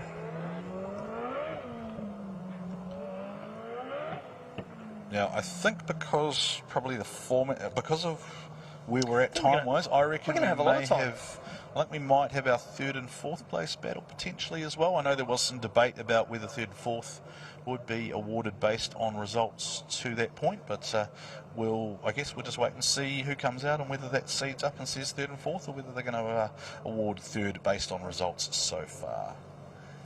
On the line. Do you want to get out any shout-outs, Tony? Because we're advancing rapidly. We've got a few. You have to leave because you have to go and hand over the trophies. And while we're picking up bumpers, bit of a shout-out to the Rush Street crew down in Victoria, SR20s for Life, Matt Walker and the boys, Tassie crew, Traverson, Will, James and Sarah, Callum Brown, and all of our drifting fans from the Apple Isle. Thank you for tuning in and having a yarn. Matty Russell and Mez from the Wreckham crew. If you're watching, if you're here, I want to give you a bit of a shout-out. Unfortunately, Matty Hill did get knocked out that time.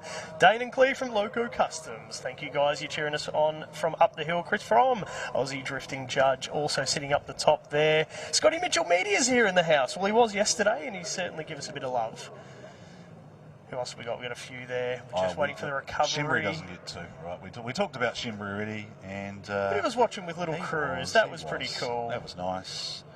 We didn't, you and I are idiots, and we forgot to both mention our partners and our children, and more importantly, there are two men up here sharing photos of French bulldogs.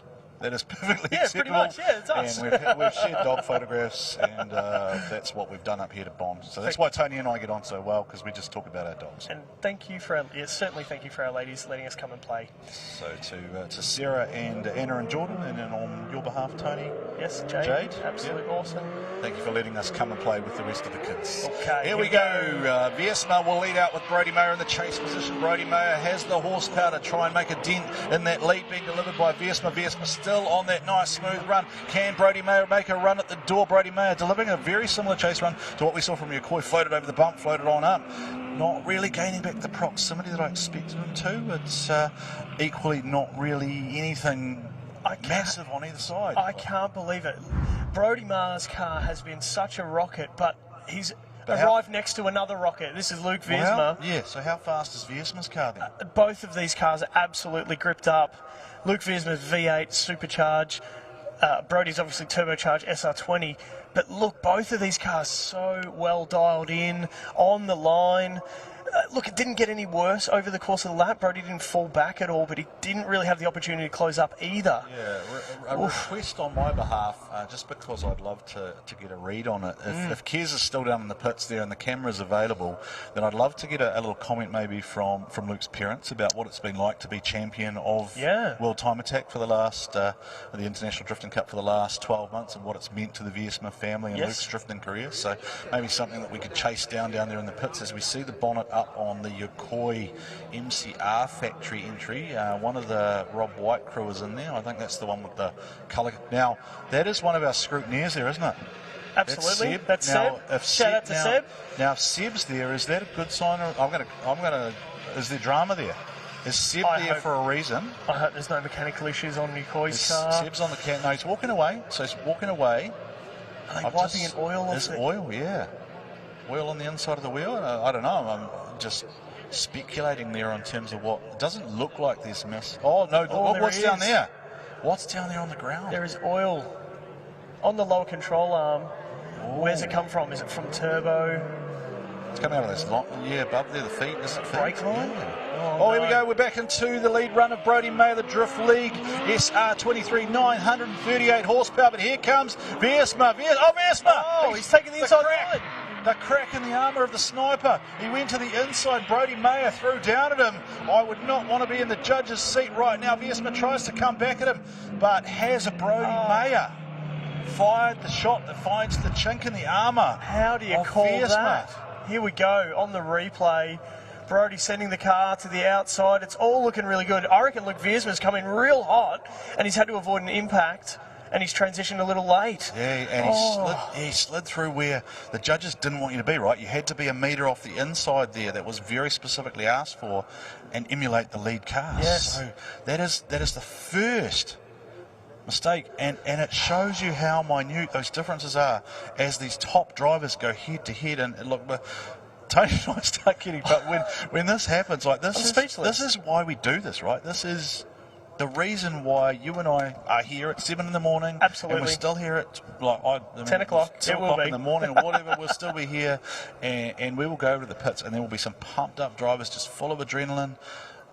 Look, maximum respect to all 26. So we have now seen 27 drivers. Yes. So I want to see it before we sort of start departing and things have got to go on. So 27 drivers have taken part in the International Drift Cup for 24. A team even bigger than that are the volunteers behind.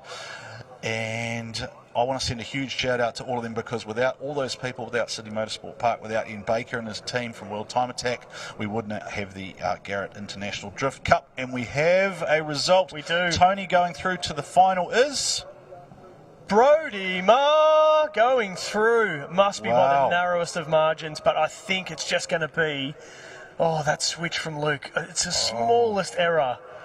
Okay, wow. Yeah, so look, this is the point, like, you kind of, there's a part of me that's like, do we want to talk to Luke? But then there's also another part of me that's like, he's still got to go and battle for third and fourth, so we're clearly going to have the third and fourth place battle. So he will want his head in the game, because even being on the podium in this level of competition is an achievement, right? Absolutely. So, look, we can grab a closeout word maybe later on or something about what it's meant. And look, Luke might comment on it on the podium. He didn't have a lot to say last year because he was so full of emotion. But, look, Brodie. So the worst Brodie Mayer can go home with is second, right? So he was fourth last year.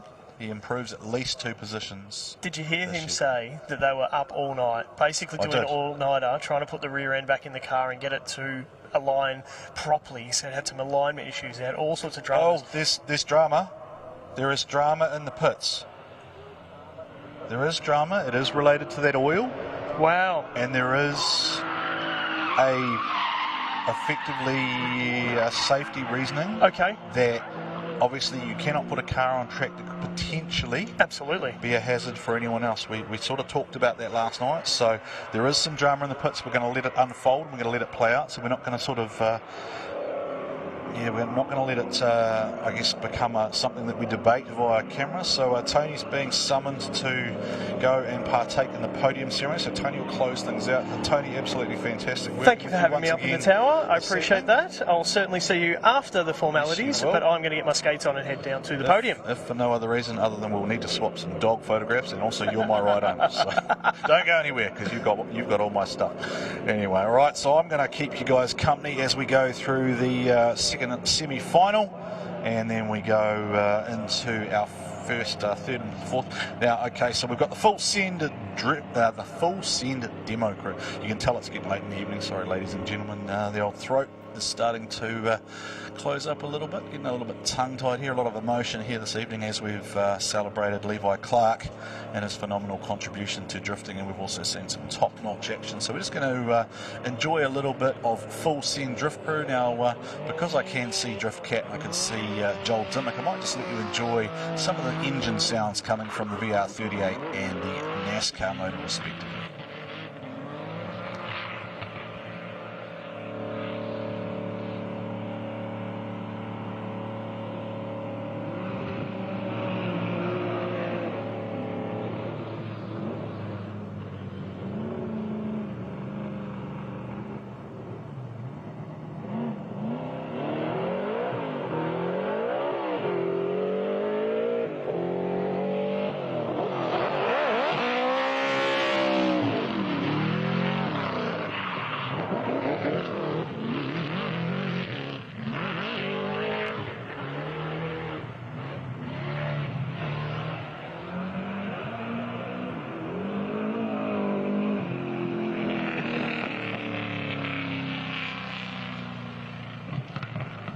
So full send drift crew just out there spinning some tyres while we wait for our semi-final between Saxon Moyes, young Saxon Moyes in the GT86 with the 2J, and Masashi Yokoi from Japan, the multiple D1GP champion. So there's some repairs going on down there of a mechanical nature in the pit area. So the full send drift crew doing exactly what they were here to do.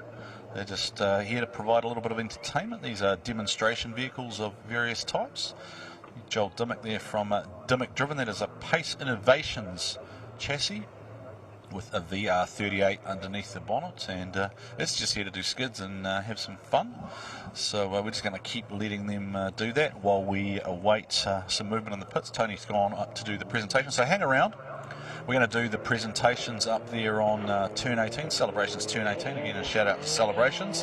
Thank you for supporting Drifting once again. Sorry about your sign last night. That can go in the container and it can be sent back as a souvenir. That's a big old, I'm going to say this for you one time, my mate. That is a big old dirt turbo, as Mozza would say it. And he's watching down on us too. Also celebrating drift culture. Big figure was the Moz. Tuna Taman, Smirnoff slang, Mayor of Tasmania, forever a part of the World Time Attack Challenge family. Drift Cat, Kit Colero. All right, we're going to take a quick commercial break and then we'll be back with the finals.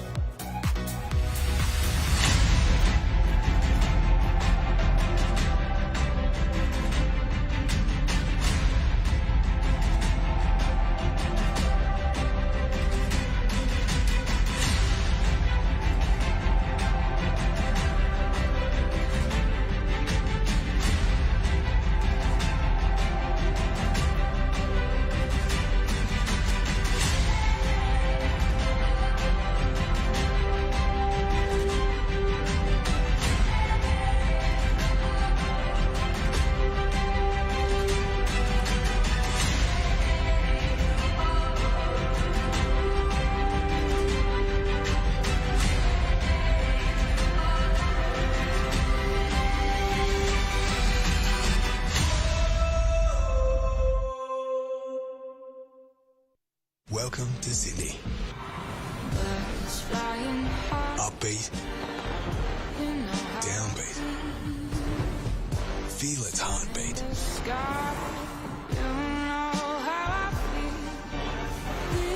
Open spaces. Open arms. Open all night. Come feel it all. and feel new. For over 120 years, BOSCH Motorsport has fueled racing legends. Some things never change.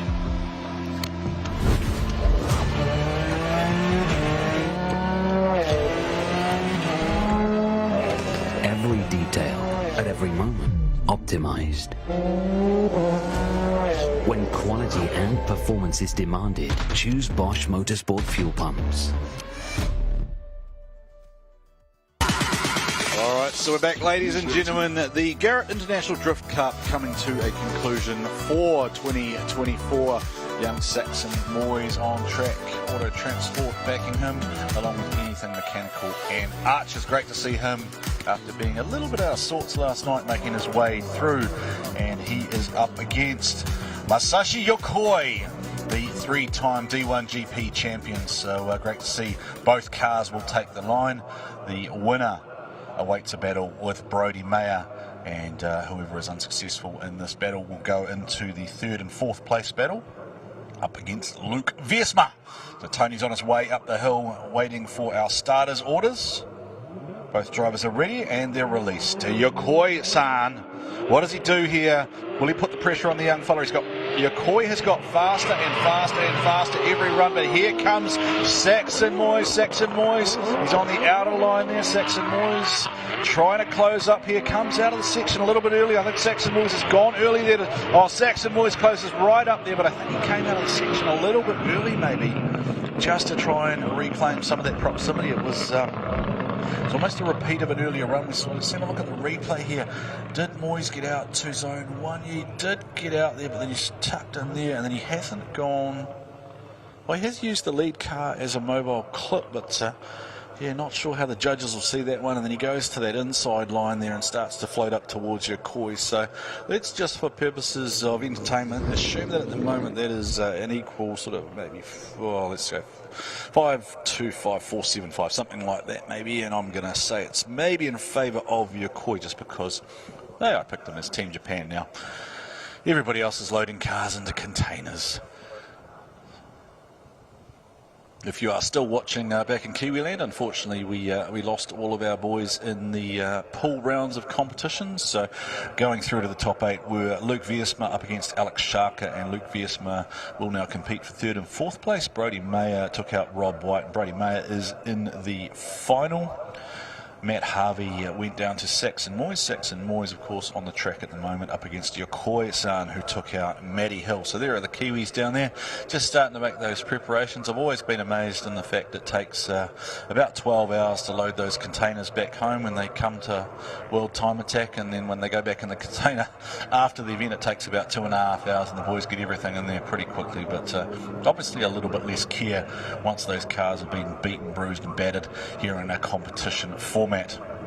So here is Saxon, comes back around. Now there will be, I would say, only a certain period of time allowable if Saxon Moyes pulls up to how long Yokoi can take to get back to where he needs to be. Now where is Yokoi?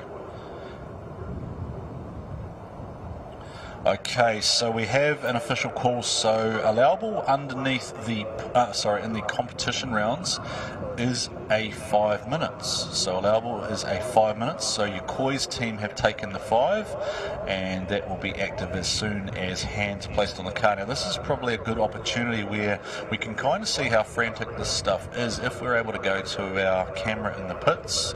No, we're not able to take that in at the moment, so it would have been great just to show you guys, I suppose, in because we have a few, I guess, non-traditional drift fans tuned into the International Drifting Cup, because it's more of a motortainment than a normal drift event there. So we have got a little bit of a look there. Now those are scrutineers there looking to time. No hands have been placed on the car yet, so I believe the timer starts. There's Brad Toohey. Hello, Brad. Hey, Brad, how are you? Brad Toohey's down there. Some of the Kiwi boys floating around. Now, we already have, of course, everything settled on the other side of the draw. Wiersma awaiting a battle opponent for third and fourth. Brodie Mayer wanting to know who he will be battling in the top 2. So just repeating again, Yokoi has called his 5 minutes. Unfortunately, we're not able to go down there and see what is going on. So we're just taking in some drone footage. You can see the various different lines on the track here at Sydney Motorsport Park that have been created throughout the course of the day. Look, probably a good opportunity to recap some of the stuff that's happened today. If you're a bit of a drift fan rather than a World Time Attack fan, then we have seen some phenomenal driving, of course, headlined by the record being set again by the team of RP968. Barton Moore went 17.4 to reset his time. Phenomenal driving from Rob Nugent to put himself on the podium, not once but twice. And of course, Trent Grubel taking the club sprint silver. So I saw lights come on there for Yokoi's car. It was a suspension fix, so it was nothing to do with earlier works that were done. And he will come out, I would assume, to take his place on the start-finish line shortly.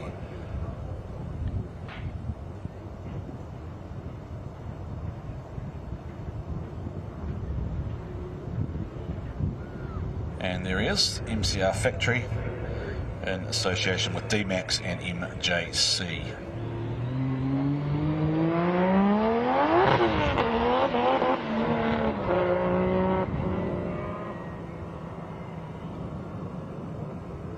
Saxon Moyes will have the lead this time.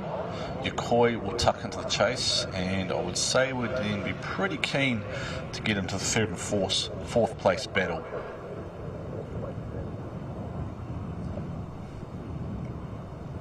Just waiting to see, but I mean, all the heat will have gone out of those tyres now, so I was wondering, I'm assuming both drivers want to try and get some heat into them to deliver the best lead and chase respectively that's possible. See whether it's happening, waiting for our recovery vehicle there, maybe just to move back into place.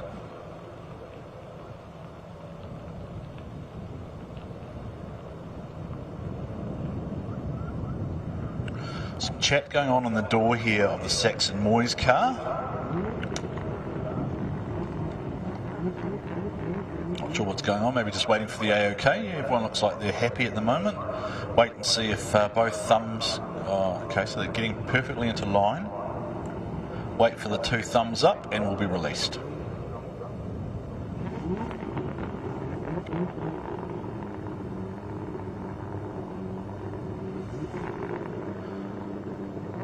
There they are, and they are released. Saxon Moyes, what can he do? Can he put the pressure on here? Can he make Yokoi fight his way through to the final? Yokoi went right across the track there to try and track Saxon Moyes back across and set himself up on the line he wants to be on. Here comes Masashi Yokoi, the 3-time D1 GP champion, but young Saxon Moyes out in the front, blazing away, and he has created some distance. Saxon Moyes creates some distance out front there. Oh, I would not want to be a judge here trying to call these battles. I saw just Yokoi putting the pressure on. He went right across the track and tucked in behind Saxon Moyes. You'll see there, initiate simultaneously. They're trying to maintain proximity, closes up, transitions. Both of them get to the inside of the track nicely. Then they both get out to the outside there. Both of them fill up the zone nicely. And then Saxon Moyes, maybe it's just the camera angle, but it does look like Moyes creates maybe a car length there potentially, while Yokoi sat where he needed to be. So phenomenal driving all round here as we get to the top 4 and await our confirmation of 3rd and 4th versus 1st and 2nd. That probably doesn't matter. Unfortunately, my technology's just turned off now, but it probably doesn't matter at this point in time because I can't tell you who wins anyway. That's going to be revealed on the podium. I just get to call you through these final battles. All I hear in my ears is we have a result, and that will basically signify that we're going up to Tony B for the victory celebrations. So a little bit more to play out here as Sydney Motorsport Park starts to empty itself out here. It builds over a period of 4 days and transforms into one of the most amazing automotive sites on the planet. Then it empties out just as fast. There's Saxon's mum just sitting on the trailer there. Hello, Mother Moyes. Hi, how are you? You look warm. What's going on here? Tyre change? Tyres for Saxon Moyes. Wow, okay, so the judges cannot separate, and we are going one more time. The judges cannot separate them, they're going one more time, so the drivers will have to change tyres because there's no way you can run any more than 2 laps here with the speed these guys are generating. And who's on the tools there? Who's swinging? Young lady down there swinging the tools, moving some tyres around for Saxon Moyes. See our staff down there. Sure if we're going to go to a quick commercial break now, just while we wait for the tyre change to take place. For over 120 years, BOSCH Motorsport has fueled racing legends. Some things never change.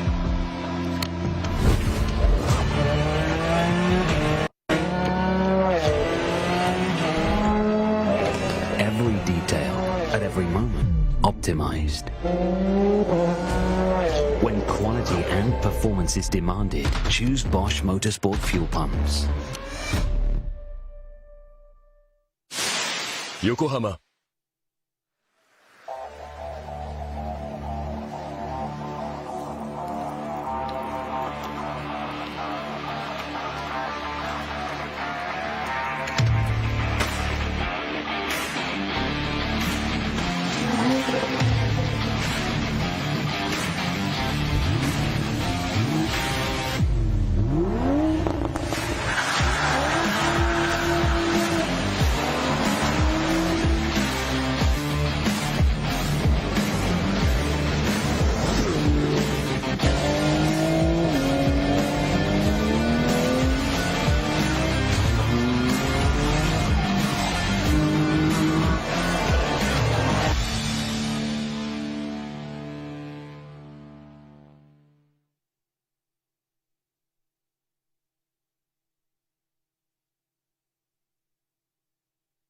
Welcome to Sydney.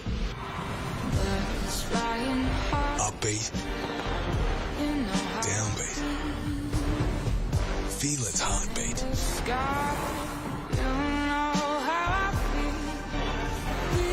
Open spaces. Open arms. Open all night. Come feel it all. And feel new.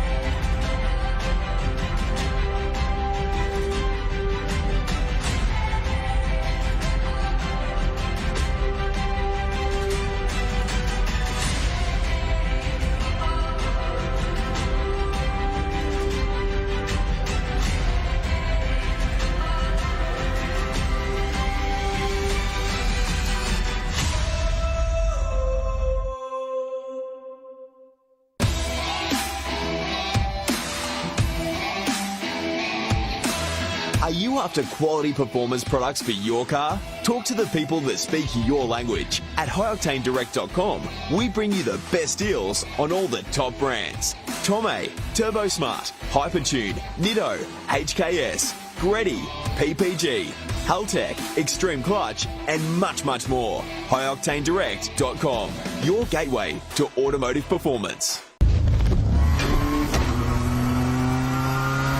White line suspension.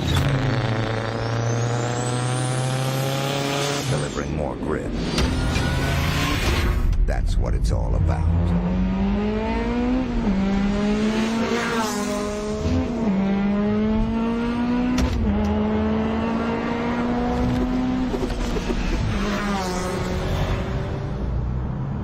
That's white line. For over 120 years, BOSCH Motorsport has fueled racing legends. Some things never change.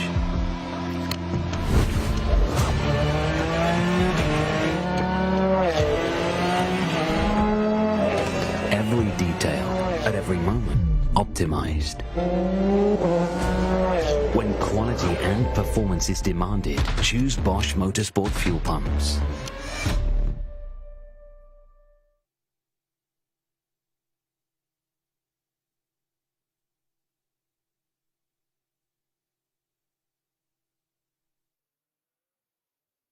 Okay, so here we are, ladies and gentlemen. We are about to go drifting again.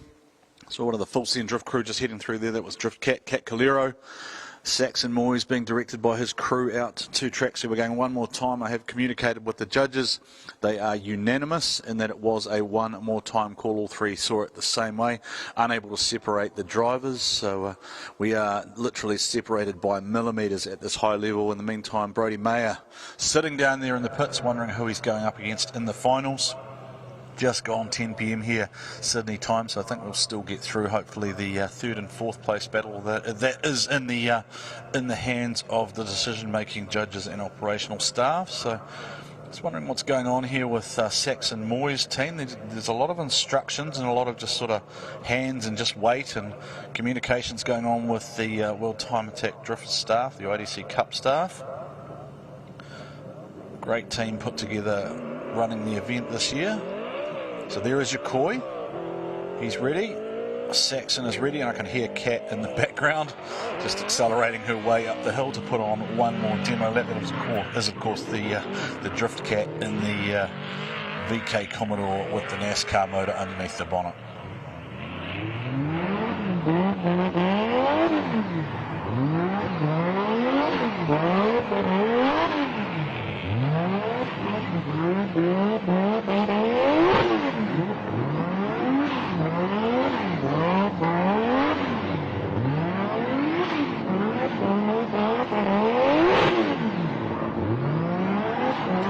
Scrubbing here for purposes of getting heat into tyres. Your Koi will move up. Saxon Moyes will now get to do his scrub. Got to sit here and think what would it mean for young Saxon Moyes if he was able to grab a win here. But anyone who wants to hoist that silverware is going to have to go through the 938 horsepower of Brodie Mayer, the Drift League sponsoring entry at Mars Garage, supporting Brodie this weekend. He's clearly planning to be successful because he bought his own promo persons with him. So well done, Brodie, having your own promo girls with you and putting your money where your mouth is. Drift League, of course, out of Tasmania. So a message just come up on Tony's tablet there from Kat's husband. Just pretty proud of his wife, I think. Pretty pumped that she's enjoying herself out there on the track. So great to see you back, Kat. And who knows, maybe she'll be in competition next year rather than just kind of doing demo laps. So this is the rerun of the one more time. This is this is the semi-final to see who goes into battle against Brodie Mayer. So it's a real high view there to start us off from the drone as it comes down. Oh, there goes your Koi's bonnet. Your Koi's bonnet came off, and he's still foot in it. Well, make some noise up on the back there. Your Koi's bonnet went flying, and neither driver lifted. Can they hang it on the track? Your Koi's off. Your Koi is off. Wow, that was wild. Once again, the International Drifting Cup is just delivering the unexpected. Watch this shot. They accelerate into the zone there, and the bonnet just flies up. It's just broken in half, but it's broken clean off the mounts. The mounts are still either side of the screen. You'll see it as they transition up over the hill here. Both sides of the mounts are still attached. The bonnet has just disintegrated itself, and then your Koi's just gone flying off at the end of the track there, and there will be a little bit of debate as to whether he had completed the section, but look, hats off to both drivers for completing that lap. Now that surely will bring into question at least a quick inspection there of for safety purposes. Should we sell that bonnet, by the way? I think that bonnet's got to be... Actually, I think that bonnet should stay on the walls of Ian Baker's office somewhere. Just a great souvenir of the International Drifting Cup. What a phenomenal souvenir to have. Something just completely different, because that's just torn itself. I wonder what happened there. I wonder if somebody didn't put in all of the pins, or they weren't latched properly, because it just flies. It's just the velocity he's travelling at, and it just rips itself. Just comes clean off, but neither driver lifts. Now Saxon does make a small mistake there. I didn't see that earlier. I was sort of just getting excited, calling what had gone on, but then Saxon Moyes did make a bit of a mistake. But then your Koi is off the track there, at least up over the yellow line when they were told to be 1 metre to the inside. So over to the wise men it goes. as the MCR factory team go to work. Now there is our scrutineer down there just checking to see if there is any risk at all to either the driver or a fellow competitor. There's Kurt Dunn getting in there as well. There's the Kiwi boys standing there, the PB Drift team, Creepin' and Go Loco, along with the SMP team, wearing the new hoodies, supporting Sean Potrol's drift. There's Kester as well. Hey Kester, how you doing? Packing up. I still continue to be amazed about how fast you guys can put those containers back together, because everything ships out at some point, and tomorrow the venue gets turned over to a fresh set of operators. So what's going on here? Will they try and, I assume they won't put it back on because it looks like it's torn.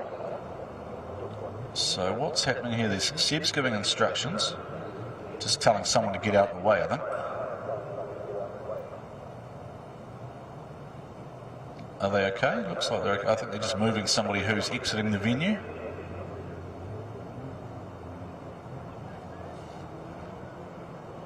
Well, drama as we wind things down. So hope you guys are still enjoying yourselves up there on the Celebrations Hill. Tony says he's got no comms, but he did just text me and say the atmosphere up there is phenomenal and you guys are having a great time, which is a tribute to the fact that this is just a phenomenal pinnacle event. Each and every year it goes up and it goes up and it goes up. The bonnet's been removed, cleared for operations by our drift scrutineers. You guys tuned in on the live stream. Look, you guys are just loving what is going on out there. Everyone's getting pumped, and when you see someone drive like that, I'm thinking, I'm sitting here and I'm going, never lift. And that's just what those guys just did. They just did not lift at all through that run, and that was just wild, and that epitomises the spirit that we are celebrating tonight here at the International Drifting Cup as part of the World Time Attack Challenge for 2024. Tony B up on the hill waiting to commence the victory celebrations for the top three. Now it is 10:05, so we should still see a third and fourth place battle. Don't have any real view as to, possibly an advantage Yokoi, but then you could make an argument as well that maybe Saxon was distracted by a bonnet flying skyward, but Yokoi doesn't want to leave it to chance here. Yokoi all over Saxon Moyes like a rash in a dodgy bar. Yokoi taking the fight to Saxon Moyes. Saxon Moyes again manages to create that little bit of distance. That car must be creating some speed up the hill there, but put your hands together for Yokoi and Saxon Moyes. Wow. The only thing I've seen was that slight waver, which was when Saxon Moyes was in the chase position. I might pick something up this time around, and no doubt you guys who are eagle-eyed out there in the live stream, you'll tell me what I missed. No doubt you guys are better judges of drift than I am, or any of our judges are, so let me know what you guys think. Feed it back into the chat boxes and create some talk, create some buzz. Let me know who you think wins there, who's going to go in against Brodie Mayer. I don't have a call yet. I'm still waiting. The more we see replays, the more I think the judges are looking for various errors or mistakes. The call comes through. The call has come through. Going to the final is Saxon Moyes. Saxon Moyes goes through, the young fella. This is an event that has a habit of making stars. This is an event that has a habit of making stars. Saxon Moyes goes to the final, and he will battle Brodie Mayer. Luke Wiersma will battle Masashi Yokoi. So the top 8 has played itself out. Wiersma took out Shaka, then he went out himself in the top 4. Brodie Mayer takes out Rob White, and he goes into the final after taking out Wiersma. He battles Saxon Moyes. On the other side of his Matty Harvey, who went down to young Saxon, and then Masashi Yokoi come up slightly short there, and look, I'm sure there'll be plenty of debate about that one, but take your hats off to both drivers for that never lift mentality. So that is how the top 4 will shake out. We'll see Wiersma and Yokoi first in the 3rd and 4th place battle. So 3rd and okay, hearing word potentially we might be going straight to a final, so we're going to go to an ad break now, and then see how this event plays out here at the World Time Attack.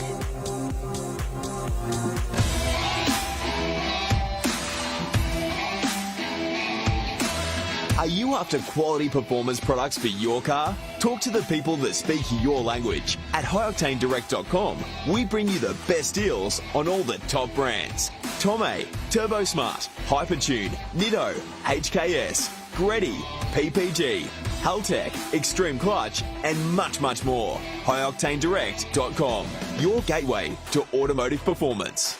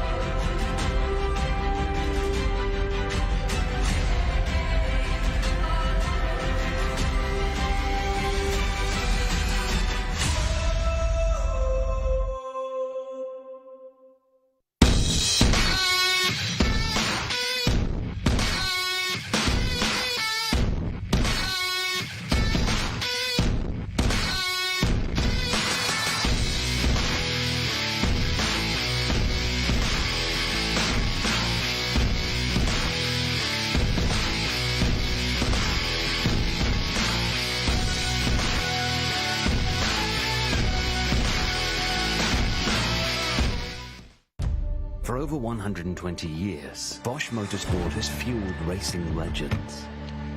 Some things never change.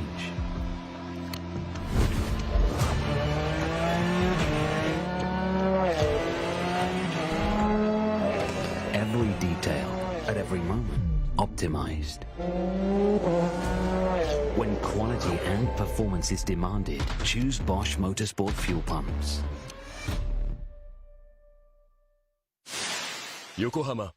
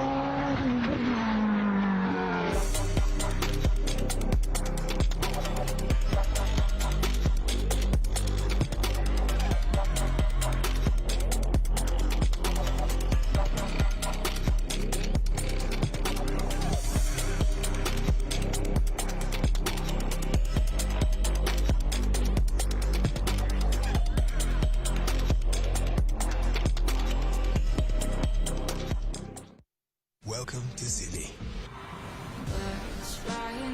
Upbeat, downbeat. Feel its heartbeat.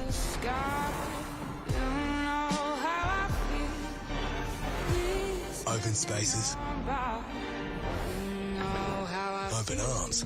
Open all night. Come feel it all. And feel new. We are back, ladies and gentlemen, and then there were two. International Drifting Cup brought to you by Garrett for 2024. Brodie Mayer, Saxon Moyes head-to-head to see who hoists the silverware. The third place will be awarded per regs to the highest points scorers. So Tony B will be up there conducting the podium celebrations. I can see work going on the Moyes car, putting some rear tyres on there, probably putting some fuel into it. It's going to strap Saxon Moyes in the young fella. I wonder how he's feeling right now. That heart rate will be elevated. Brodie Mayer, he's had a long time to sit in the pits there to kind of work through his thought process, to work out what he wants to do. He'll have a strategy. Brodie's a real student of drift. He'll have a thought process that he'll go through against Saxon Moyes. He would have had a strategy if he was going to go up against Yokoi. Now, I did speak to the judges briefly. They were unanimous in their call, and it did come down to the lead run delivered by Saxon Moyes. So Saxon Moyes judged to have delivered the better lead line. That's what got him the call, and that's what sees him in the final here, and this could be a real career definer for the youngster in the 86. A lot of focus here on the young man as Brodie just goes about his business. You heard me say earlier on, Brodie Mayer, of course, has 407 horsepower per litre. Massive engine in that S13 there, 2.3 litres. They refer to it as a 2.4 because that's just how it is, but it's in a genuine 2.3 configuration, 938 horsepower, strapped a bigger turbo onto it. They've been having a bit of a interrupted build-up, but Brodie Mayer putting his money where his mouth is, backing himself. Drift League, Tasmanian Regional Drift Series, and here we go, Saxon Moyes. Brodie Mayer, they will scrub, they will go head to head. Now, see who comes out and stages up first and who's going to take the lead here, because we are in a slightly different format. So, I'm not sure who will have the lead here, whether it will be Mayer or Moyes. Won't really know until they pull into stage. Maybe Brodie Mayer, just because he came out the gate first. See how good you guys are at predicting. If you're still tuned on the live stream, smash the thumbs up for Saxon Moyes, smash the thumbs up for Saxon Moyes, smash the heart if you think Brodie Mayer will get the win. So let's see what live stream land thinks. See if it works. Brodie Mayer, Saxon Moyes. Brodie Mayer's been Australian champion before. Brodie Mayer's been to New Zealand. Brodie Mayer potentially with other big plans in the works. Saxon Moyes, regional competitor, Australian competitor, doing a good job to get himself so far through the competition after a tough Friday night. Let us know in live stream land who you think is going to win. Is it going to be Brodie? Is it going to be Saxon?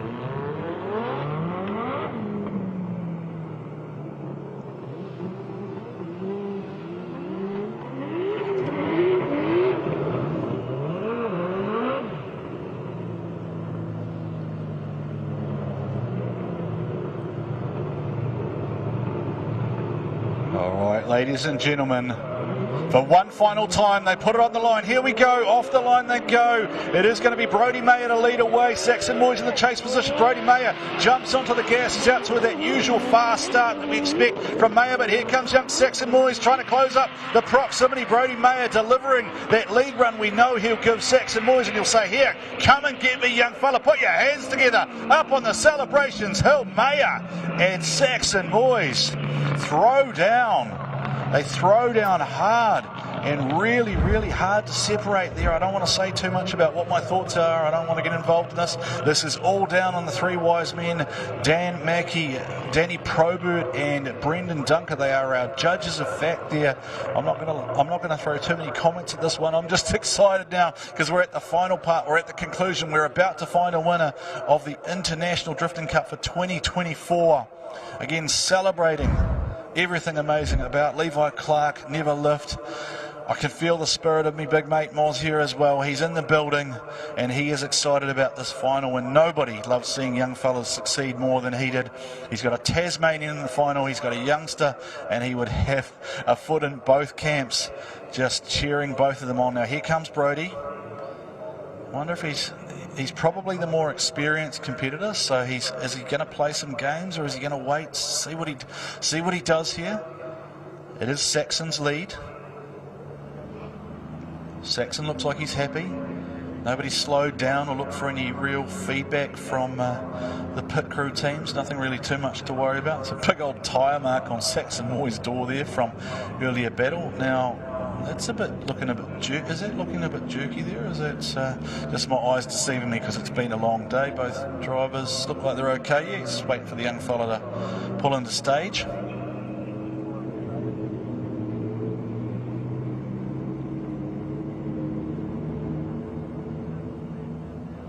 Our team's saying, hurry up, get on with it. We need a final. We are time certain. It is 10:18 Australian time. We want to see a winner. Mayer into stage.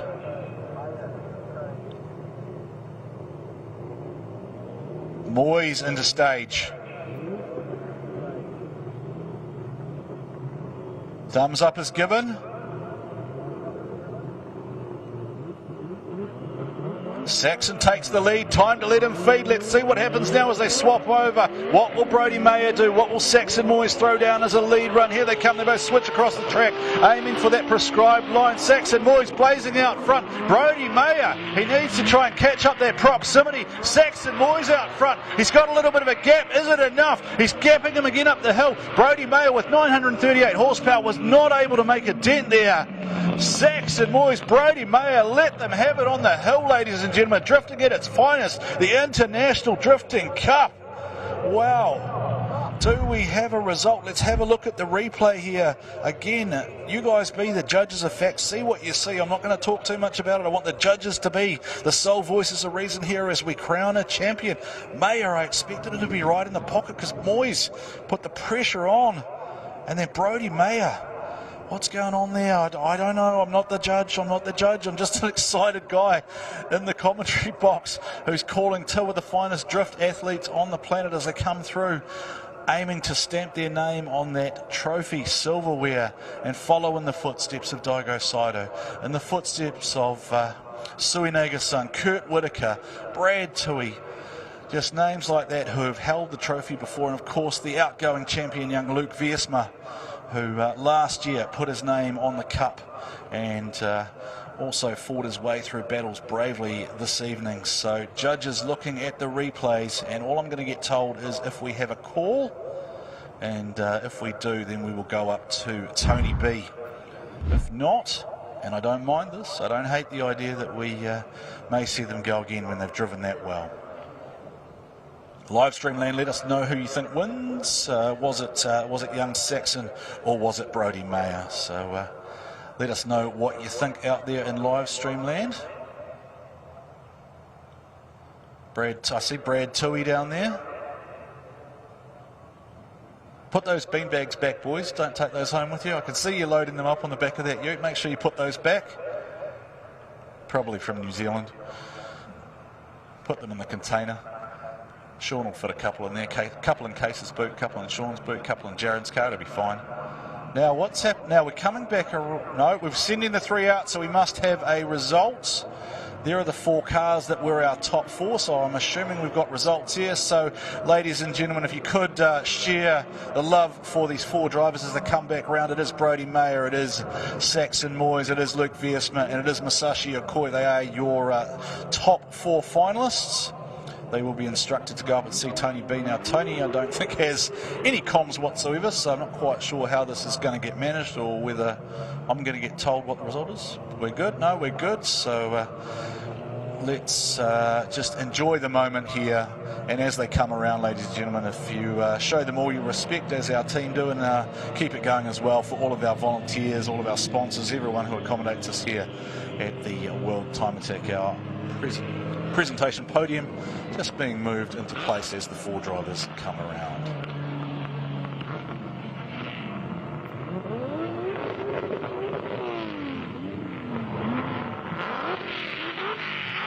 So there's Brodie Mayer. There's Dan Mackey running across the track there. Saxon Moyes, Luke Veersma and Masashi Okoi.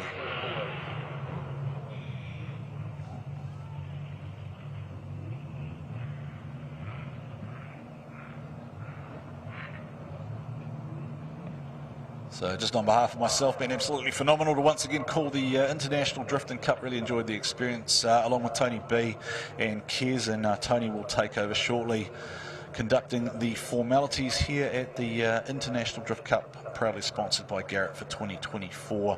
Once again, a massive part of the Yokohama World Time Attack Challenge, and we thank you all for being here with us. And if you are still tuned in on the live stream, particularly those fans back in New Zealand who make it possible for our drivers to come across, and any Japanese fans or anyone who's looking at this event, potentially thinking about coming in future, definitely well worth putting into your calendar. So just awaiting official confirmation that the podium presentations can begin, and we'll hand over to Tony B.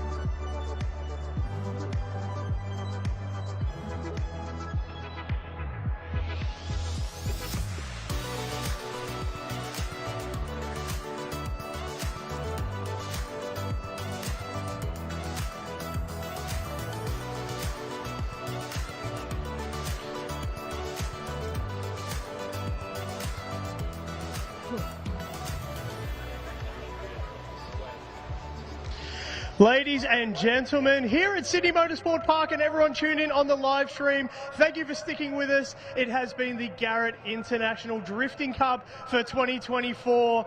A whole lot of thrills and spills, a whole lot of absolutely epic battles, and we are at the pointy end of the day where we get to hand over some silverware, spray some champagne and celebrate our victors. We've had drivers from Japan, drivers from New Zealand, and all of our battle-hardened warriors from all over Australia. And I'm so excited to present these winners today. And here we go. Ladies and gentlemen, we're going to run out of time otherwise. In third place for today, ladies and gentlemen, our defending champion, Luke Visma from WA in third place. Just to clarify, it was about seeded points. He did take down our international guest. Come on forward.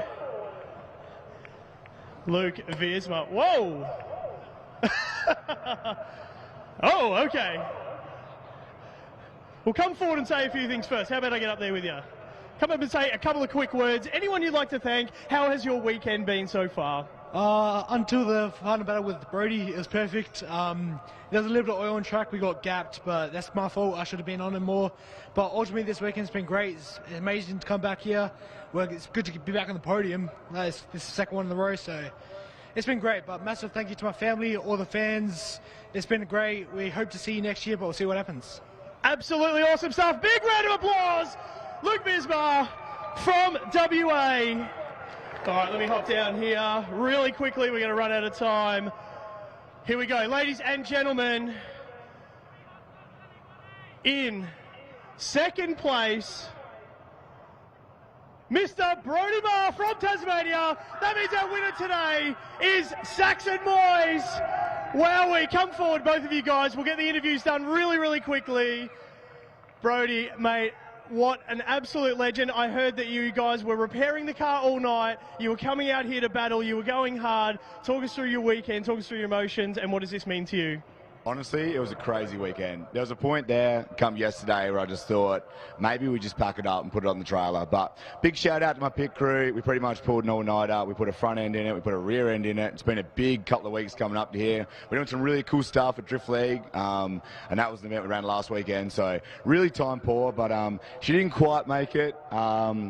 The water sprayer on the intercooler actually cooked itself for that final battle, so it was dropping power in the last bit of the track. I think that probably was the difference, but nonetheless, big congrats to Saxon, big congrats to Luke. How cool is this? Aussie 1, 2, 3. We hear a lot about we need the internationals for this show. I don't think we do. I think we got heaps of talent here. Shots fired, but awesome weekend. Great stuff on the second place. Big round of applause one more time. Brody Barr from Tasmania. Take your trophy. Here we are. Number 2 trophy. Danny Probert, our competitor turned judge. Handing over the second place trophy. Take your place on the podium. And Saxon Moyes, come forward. Massive round of applause. Ladies and gentlemen, absolutely awesome stuff, mate. You are buzzing right next to me right now. How does this feel? Number 1. Honestly, this weekend has been absolutely insane. From battling boost issues all in practice through qualifying, I have no idea how we even got here in the first place. Like, we were boost cutting for qualifying, running on wastegate pressure was 7 PSI. So we were pretty underpowered, but we made it work. The team's been working fantastic. I really appreciate everyone that's got us here. Because number 1, we made it. Number 1, baby. You messaged me saying you were struggling and you were going to improve your driving. You absolutely did that. Number 1 today, the International Drifting Cup. Saxon Moyes, take your trophy as presented by Daryl Clark, Levi's dad, here to present the first place trophy for this round. This is an absolutely special moment for us. Absolutely awesome stuff. Come forward, Saxon. Take your place on the top step of the podium. Ladies and gentlemen, here on Celebration Drift Hill and everyone tuned into the live stream, thank you so much for joining us at the Garrett International Drifting Cup 2024 at World Time Attack. Give these guys one more round of applause. Yeah, awesome stuff. And let's spray some champagne.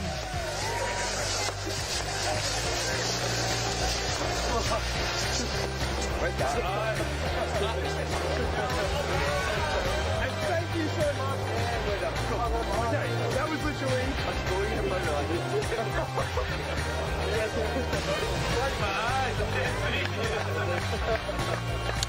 And with that, ladies and gentlemen, that brings the curtain down on the Garrett International Drift Cup for 2024. What a phenomenal evening. 27 of the very best drivers. I heard what you said, Brody, but we need each and every driver here. We love the internationals coming in. We love our Australians. We love the World Time Attack family, the International Drifting Cup family. Thank you so much to all of our sponsors, to my co-hosts, Keziah and Tony B. My name is Warren Serra. It's been my absolute pleasure to call all of the drifting action. I'm going to end it with one final thought. In life, never lift. 3, 2, 4, forever.